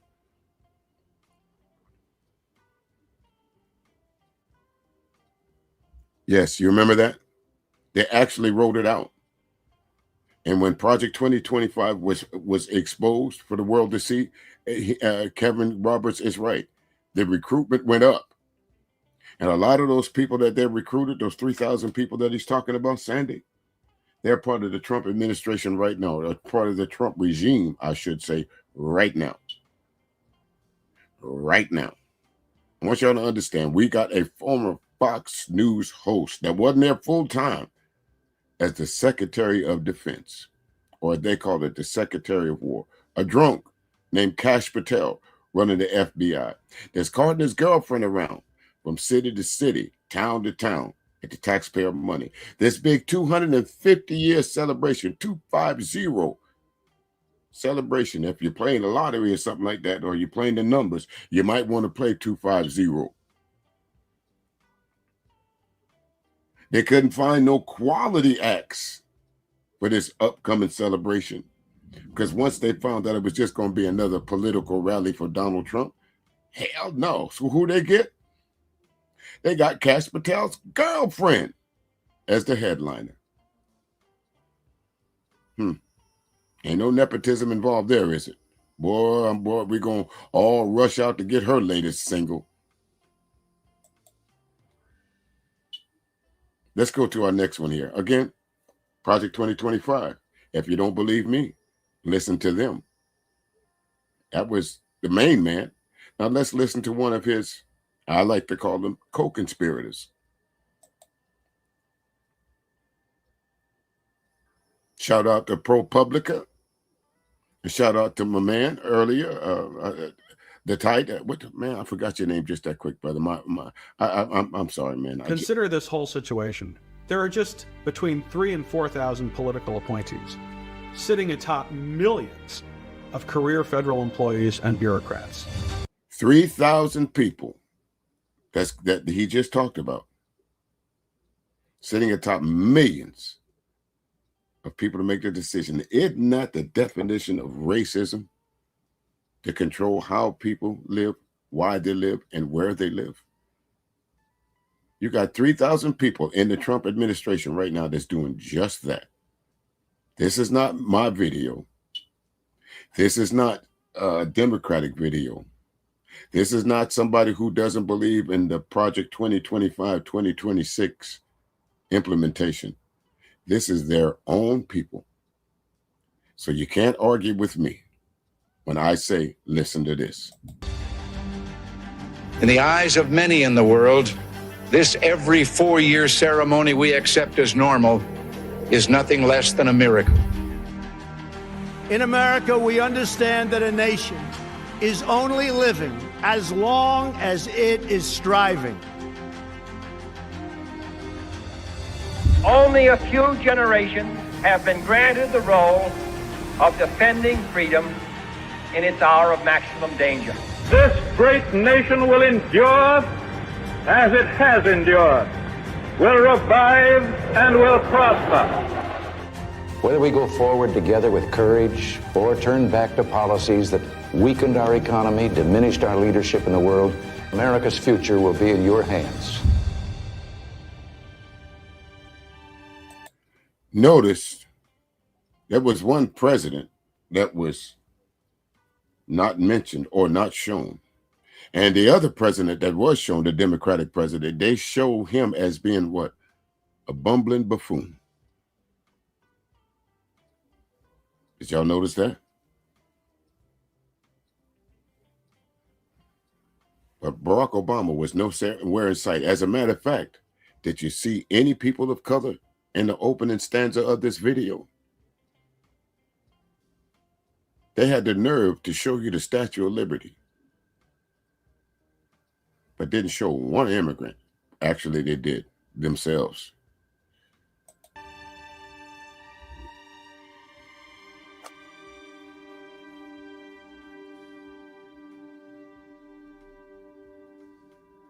Hi, my name is Spencer Cradian, and I serve at the Heritage Foundation as Associate Director of the 2025 Presidential Transition Project, or Project 2025. This is a coalition of more than 40 conservative organizations in D.C. and out of D.C. And our goal is to ensure that the conservative administration that takes office in January of 2025 is ready on day one. Ready with people, ready with policy, and ready with plans. Project 2025 is organized into 4 pillars. Pillar 1 is a policy book.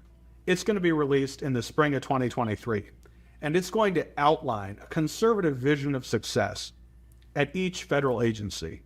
We have almost 400 people who are contributing to this policy book. So basically, he just told you we got 400 infiltrators already in the government that's distributing this propaganda. This was 2023. that they started this, because they kind of figured, remember, I told y'all to focus on why are they so hell-bent on Joe Biden, calling him old, when Trump is just as old. And I don't know who did your makeup there, dude, but you might want to go back and tell them, damn, next time don't do it like that. You look casket ready. It's a lot to manage. Pillar 2 is a personnel database. We want Mr. and Mrs. Smith to come to Washington, and we're going to go out and identify and recruit people to be in this personnel database. People at high levels, people at low levels, and everybody in between. Pillar 3 is a series of trainings, just like this video. These are important because we want the people who go to Washington in 2025 to serve the next president to be well-trained, to know what to expect, and to have an idea of what they can do to restore greatness to our country. And then Pillar 4 is a playbook, a game plan for each federal agency in more detail than Pillar 1. Starting with the official transition period and going out all the way the first 6 months of the new administration. We need to know what at each agency needs to happen on day 1. What needs to happen on day 2, day 5, day 10? Who are the people who need to be in place, the positions that need to be filled immediately? And what did the Trump regime do in day 1, day 2, day 10? They went straight after DEI. They gutted the federal workforce. They sent Elon Musk in under the guise of Doge, trying to, what was they say, point out waste, fraud, and abuse. Although you had, what's her name? The ice queen, the ice Barbie, what's her name? Running around spending $250 million on a fucking commercial. We had Kash Patel running a flying liquor bar, taking his girlfriend to different hockey games and shit like that, all on the dime of the American people. We had they had the floating fuck palace that the American people was paying for. We were fear mongering, right?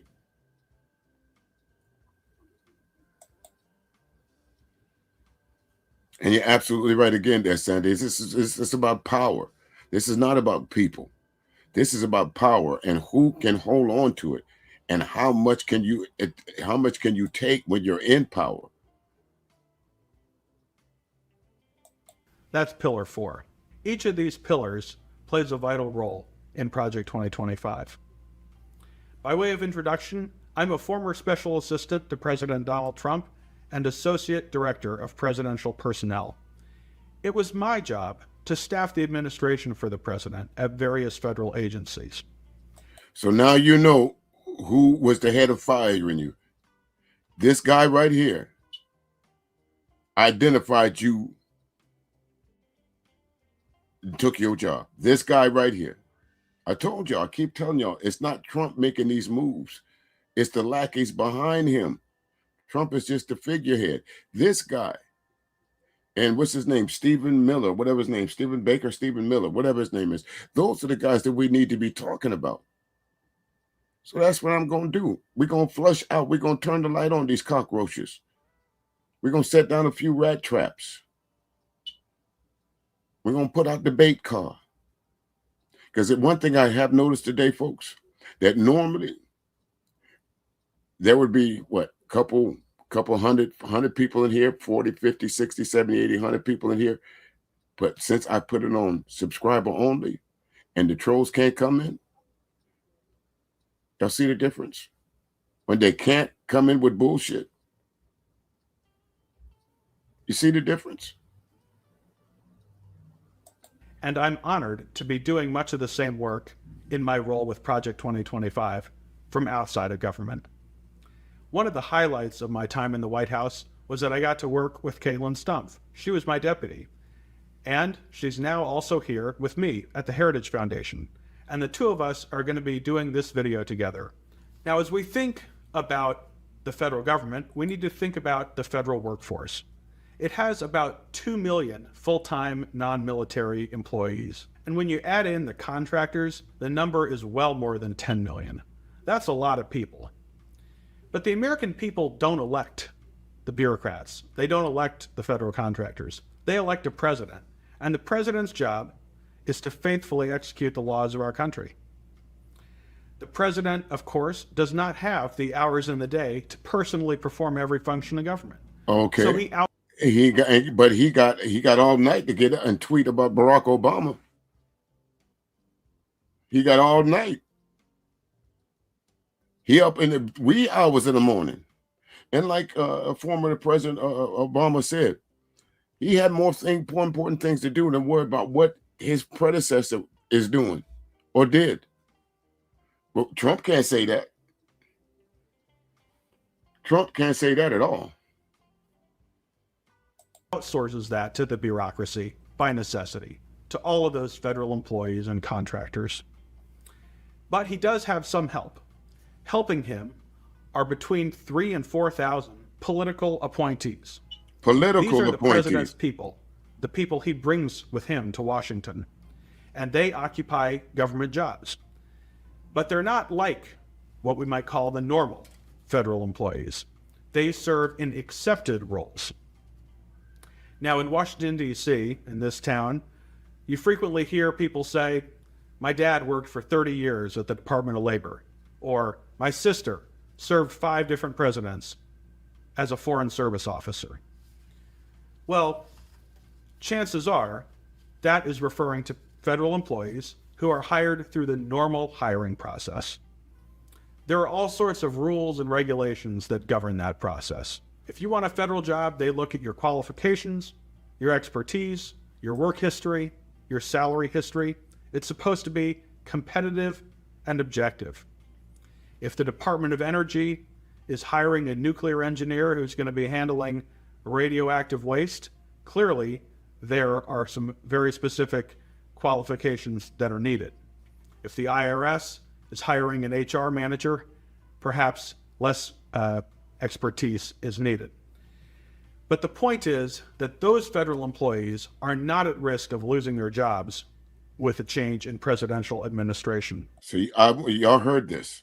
Those employees that literally are hired through, as they said, the normal circumstances and meet those qualifications, they're not in danger of losing their jobs.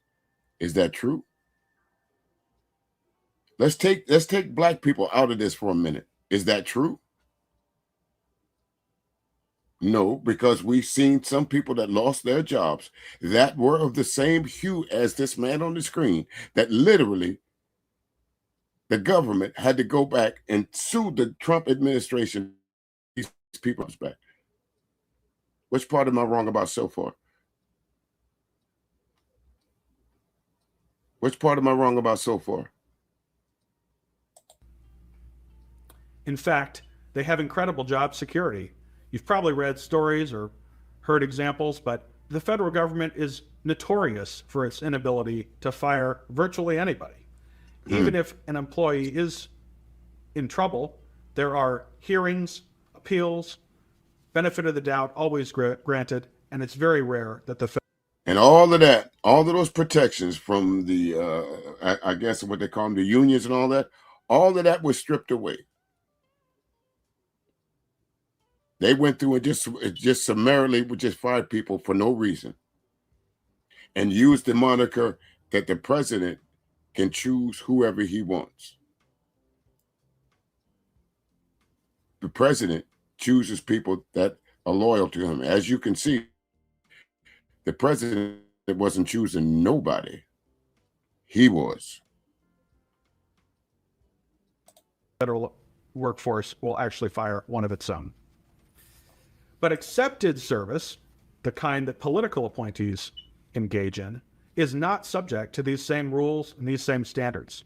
These 3,000 to 4,000 appointees serve at the pleasure of the president, and they can be removed by the president at any time. So they don't enjoy the usual perks of federal service. And folks, I never saw this before, but didn't I tell you they were going to say it? If not later. They serve at the pleasure of the president. How many times have we heard these bureaucrats and these politicians say that same thing in justification of someone losing their livelihood that's been in a position for how many generals have they fired? Let's go there. Because you can't say that there's very many black generals in the military. So how many generals have they fired? Got you right there, didn't it? But the converse of that, the 3,000 to 4,000 political appointees don't apply through the competitive process. Their qualifications are not evaluated by career federal HR departments. They're there because the president wants them there, and they serve the president.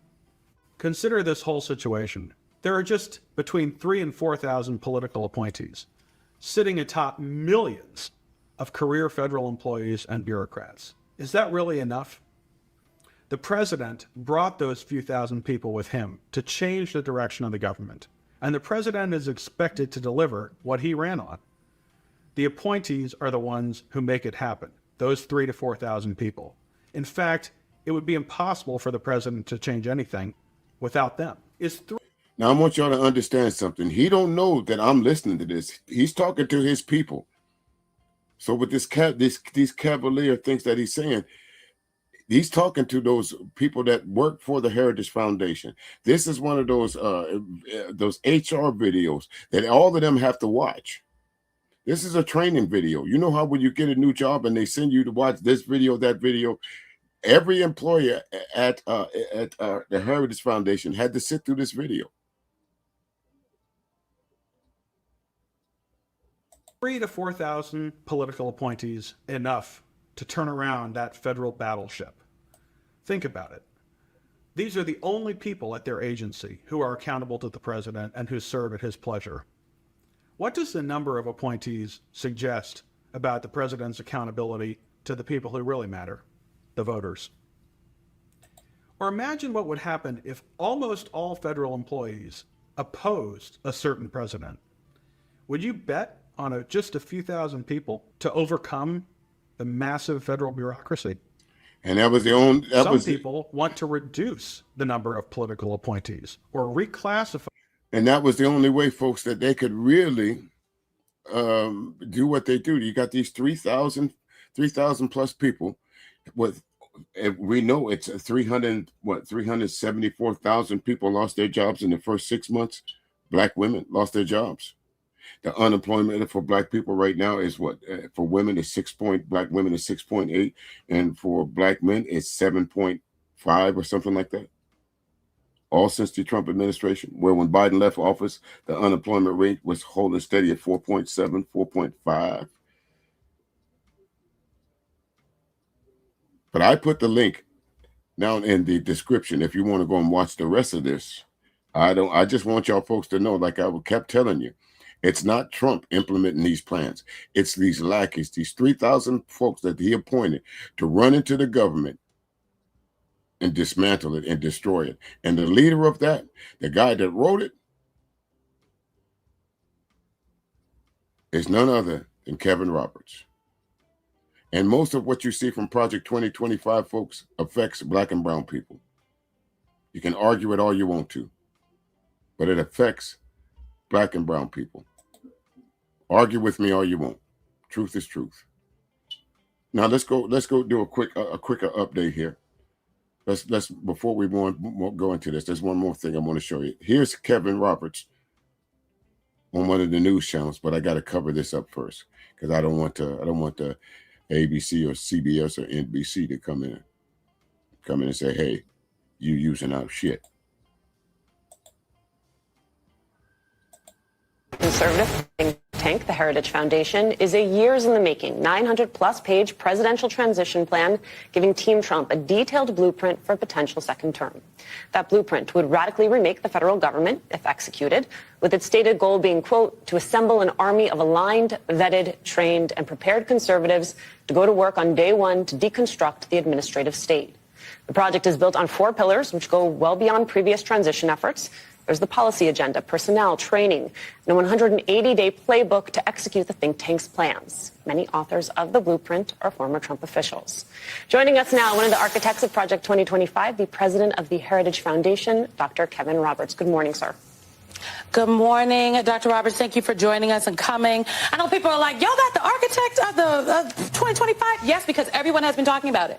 And we saw an interview that you did with the Associated Press, and we've been reading through some things. And I think we just want to first start with anchoring this conversation in. You told the New York Times that this plan is a plan that you know, is for anyone. It's not just for Donald Trump. You would like if President Biden would implement some of it, but you don't think that that's going to happen. And so you reject the assertion that this is a plan that was cooked up specifically for the second coming of the Trump administration. I appreciate that question because as you're Hold on just a second.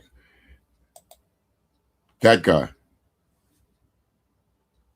This is the guy that slowly but surely is causing all this pain and discomfort in the United States of America with this Project 2025-2026. That guy right there. And before we run to our last and final clip, listen to this. lobby shows when you walk in, you've got the word honesty and the word accuracy there. That's an honest and accurate depiction, and I'm grateful. Number one, the Heritage Foundation couldn't do that because we are nonpartisan. We can't be tied to one candidate. Secondly, we have offered a briefing of Project 2025 dating back to last year to every candidate for presidency, including President Biden.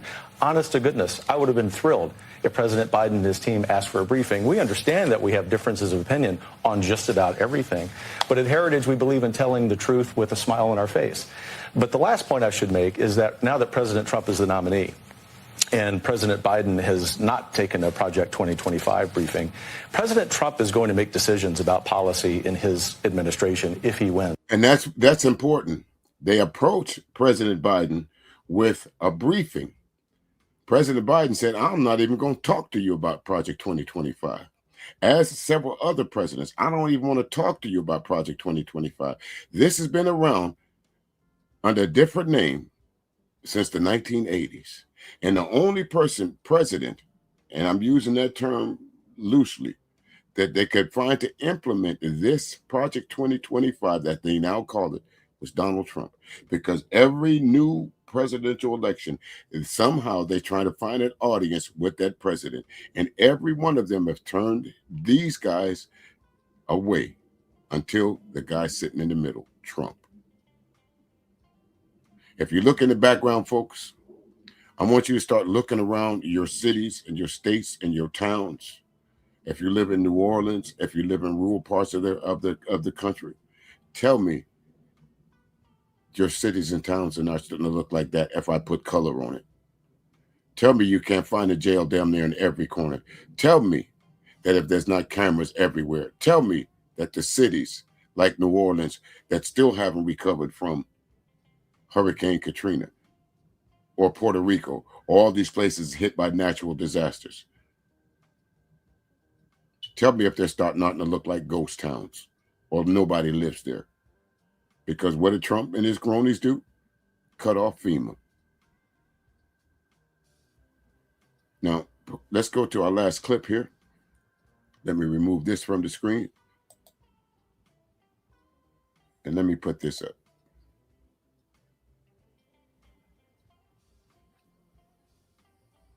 Let me take this off. Now, there you have it, folks. If you're really interested, you can go to the website and you can watch this Project 2025 tracker. You can see everything that's going on over there. Look, as you can see, if over 50% implemented, they have how many? How many total objectives? 320. How many agencies involved? He told you only 18 and 19. That's 34. Time to the next election. 938 hours. Let's go. That's how much the Heritage Foundation is paying attention to what's going on, folks. That's it right there in front of you.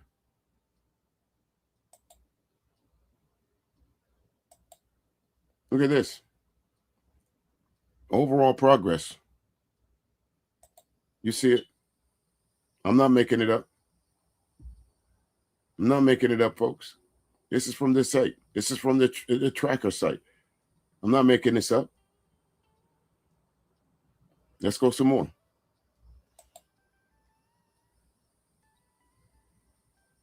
It details it. Overall progress, detailed progress and objectives. It gives you everything that they are trying to do. And it gives you what they've completed, what they're going to implement. Look, list goes on. Everything in blue tells you how much of what they're completed at. Everything in blue tells you the percentage of what they're completed at, what they're doing. It gives you the name of what they're doing, what they're trying to destroy. And it gives you how close they are to completing it, either eliminating or adding to in some cases. But let's continue some more.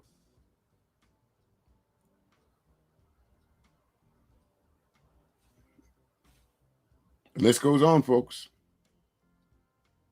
What you're seeing now is only a portion. I didn't scroll through everything. That's only a portion. We stopped it there. Again, I had to go through, wait for a commercial.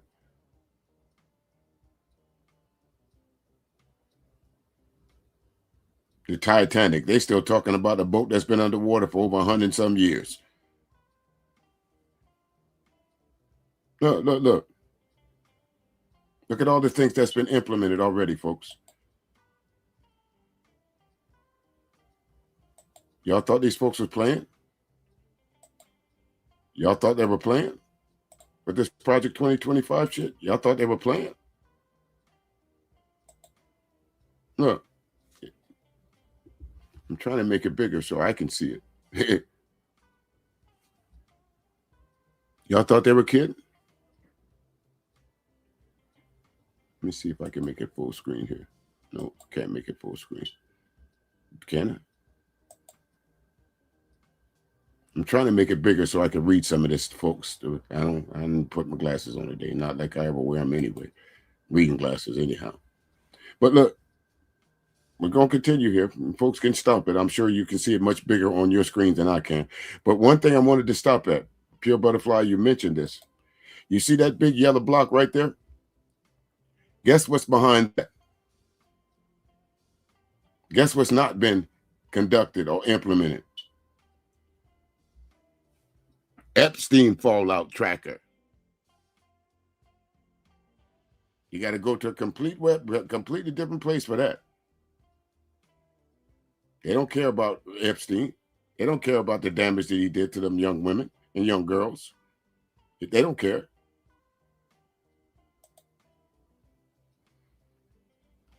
Look at all this stuff that they've implemented. Everything that you see in green, they've either completed or they're implemented. Energy. Look. The list goes on. You can pause it when you want to and look at some of the things that they have implemented. Energy, the Treasury Department, Labor Department, in the White House. See all these different things that are in green. When you have time, folks, and want to go back and look at it, pause some of this stuff and look at what they have already implemented in that 53% of what they now we used to do, what we can't do no more. Or what policies was in place that they have completely eliminated.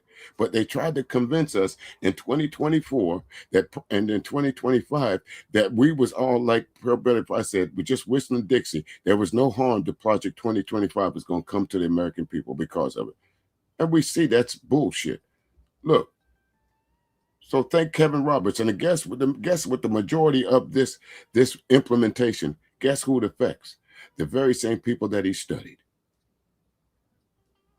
Us. So again, that 52 point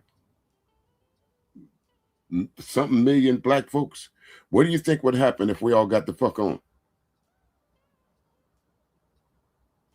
What do you think would happen if they didn't have us to target? If they didn't have some of these so-called subsidy programs to attack. You look at the Department of Education, Department of Interior, the Department of Commerce, DHS, USDA, all of these different things. That was one of the very first things that they did. Energy. Look at all the Department of Defense. Look at all the different things that they have completed according to Project 2025.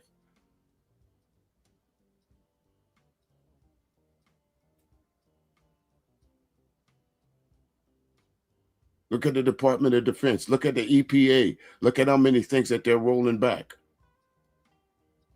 I'm not making any of this up. This is in black and white.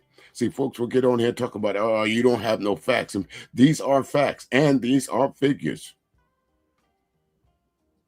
As long as the trolls get out the way, and I don't have to deal with the trolls today, thank God for that. I got time to show you this shit. And some more. Look.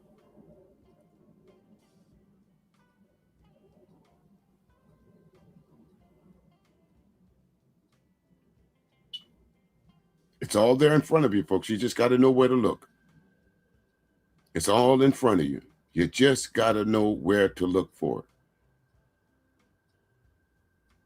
Amazing, isn't it? Stunning, isn't it? Crazy, isn't it? Of all the things. Look, that's USAID shutting that down. Look at all the different projects that they had to attack that. The USAID. Look at all the different things that they had. Each one of these was a pinpoint program of how to eliminate something.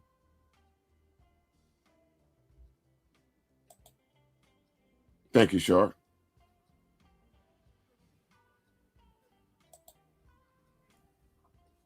If you want to go through and see this entire list, there's the link right there, folks.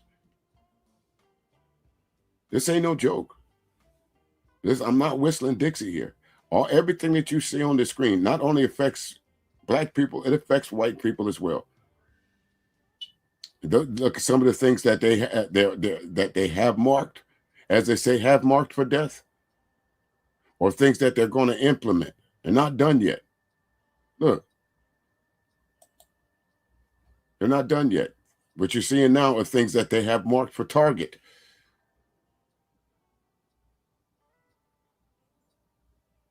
Look at the different. Look at all these things that they're still trying to target, or they're going to make sure that they get rid of. I don't need to make anything up. I don't need to come in and fabricate. This is coming from their website. Education. Look at all the different things. The defense. All of these are different. If they haven't implemented something, they're going to finish up the job. This is the second part of it. This leads into Project 2026, what you're seeing now. Project 2025 is about halfway done. What you're seeing now is the second part, Project 2026, and on into Project 2028 if need be necessary. Every year, the date will change on this until they fully 100% implement everything that they are after here. It ain't me. Read. It's right there in front of you. Look at it. HHS. Look at it. Housing. Look. DHS. Look. Department of Human Services. Look at this. Look at how many things that they have pinpointed that they need, according to them, they need to go fix or correct. The list goes on. And I didn't show you, we didn't go through the entire website, folks. I stopped it. Because it would have taken at least another 15 minutes to scroll through everything. Every time I thought I was at the bottom of the list, it took my little scroller back up about halfway. There's a whole lot more under this. These are projects that they are, in fact, looking at to either end or severely cripple or defund or eliminate, whichever word you want to use. whichever way you want to use it. That's what this is. The Project 2025, soon to be Project 2026 tractor.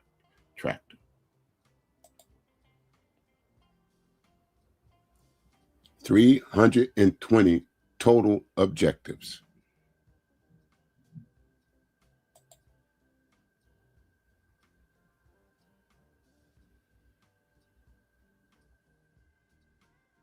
There we have it. More valuable information. Thank you, Sharp. Now, before I get out of here, folks, again, I want to thank everybody for showing up. And I'm glad we didn't have a whole lot of trolls in here today. Maybe I wasn't talking about enough controversial subject enough, or maybe the fact that they knew they couldn't come in here and argue with anything that I had to present here today. Project 2025 is dangerous. Not only for black people, not only for brown people, but for you as American citizens. We're coming up on the 250th so-called anniversary of your independence, not ours. Y'all had all kind of shit to talk about Juneteenth. But hey, that's okay. That's okay. Again, ladies and gentlemen, thank y'all so very much. If you're interested, a little bit later on this evening, we have smooth jazz coming up all night long from, that's right, Shar, jazz, and mo damn jazz. From 5 to about 11 o'clock tonight, starting off with international recording artist John Amato and Saturday Night Jazz. Right after that, it is Strumming with Ross Morgan, another international recording artist. And a little bit later on in the evening at 8 p.m. Eastern Standard Time, it is DJ Jeff Daniels and the JDCD. So y'all make sure y'all get over and support the radio station. Thank you so much for supporting me here. Really do appreciate it. But y'all come on over and take a listen to some of the great music that we have over there, Classic R&B Jams. Till then, ladies and gentlemen, like I always say, that's right. Jazz, and mo damn jazz. We got a listening lounge there where you folks can come in and sit back and get comfortable, kick your feet back, or you can just click on the main link and just listen and whistle while you work. With that, I gotta go. Watch your 3, your 6, your 9. Remember, grace a day costs you absolutely nothing, ladies and gentlemen. Say hello to someone. Might change the way they're thinking, might change the way they're living, especially during these times. You never know. If you walk past, don't say hello. Don't say I didn't warn you. Next week, we'll probably do a little bit more, but I think I'll use my man from the Defiant Lawyers, ABT. I haven't seen you out there today. I think you said you were going to be busy, but shout out to you. Thank you for the sending me the link to that. I'll definitely take a look at it. Again, folks, for those of you who want to send me things that you might interested in me talking about or sharing my opinion in, feel free to. You can check me out there on YouTube, Facebook, Instagram, TikTok. I'm all over, folks. Or just come over to the radio station while you groove into the music. Say, hey, when you're on them YouTube streets, talk about this. With that, I'll see y'all. I gotta go.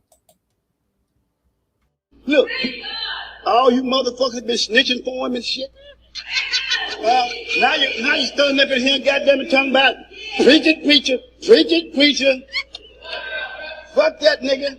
Fuck that. I'm gonna shoot your ass too, motherfucker. Keep on. You gonna get shot too, nigga. You gonna get shot.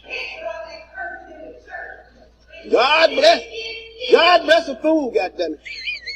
God bless the fool. Now, I'm gonna tell y'all something. I'm gonna end this goddamn thing. Look, where's that goddamn money bowl at? Who got that money bowl? We taking that money right now before you leave this bitch. We ain't leaving out here for free, motherfucker. Yeah. Y'all know the motherfucker ain't no good. You want, look,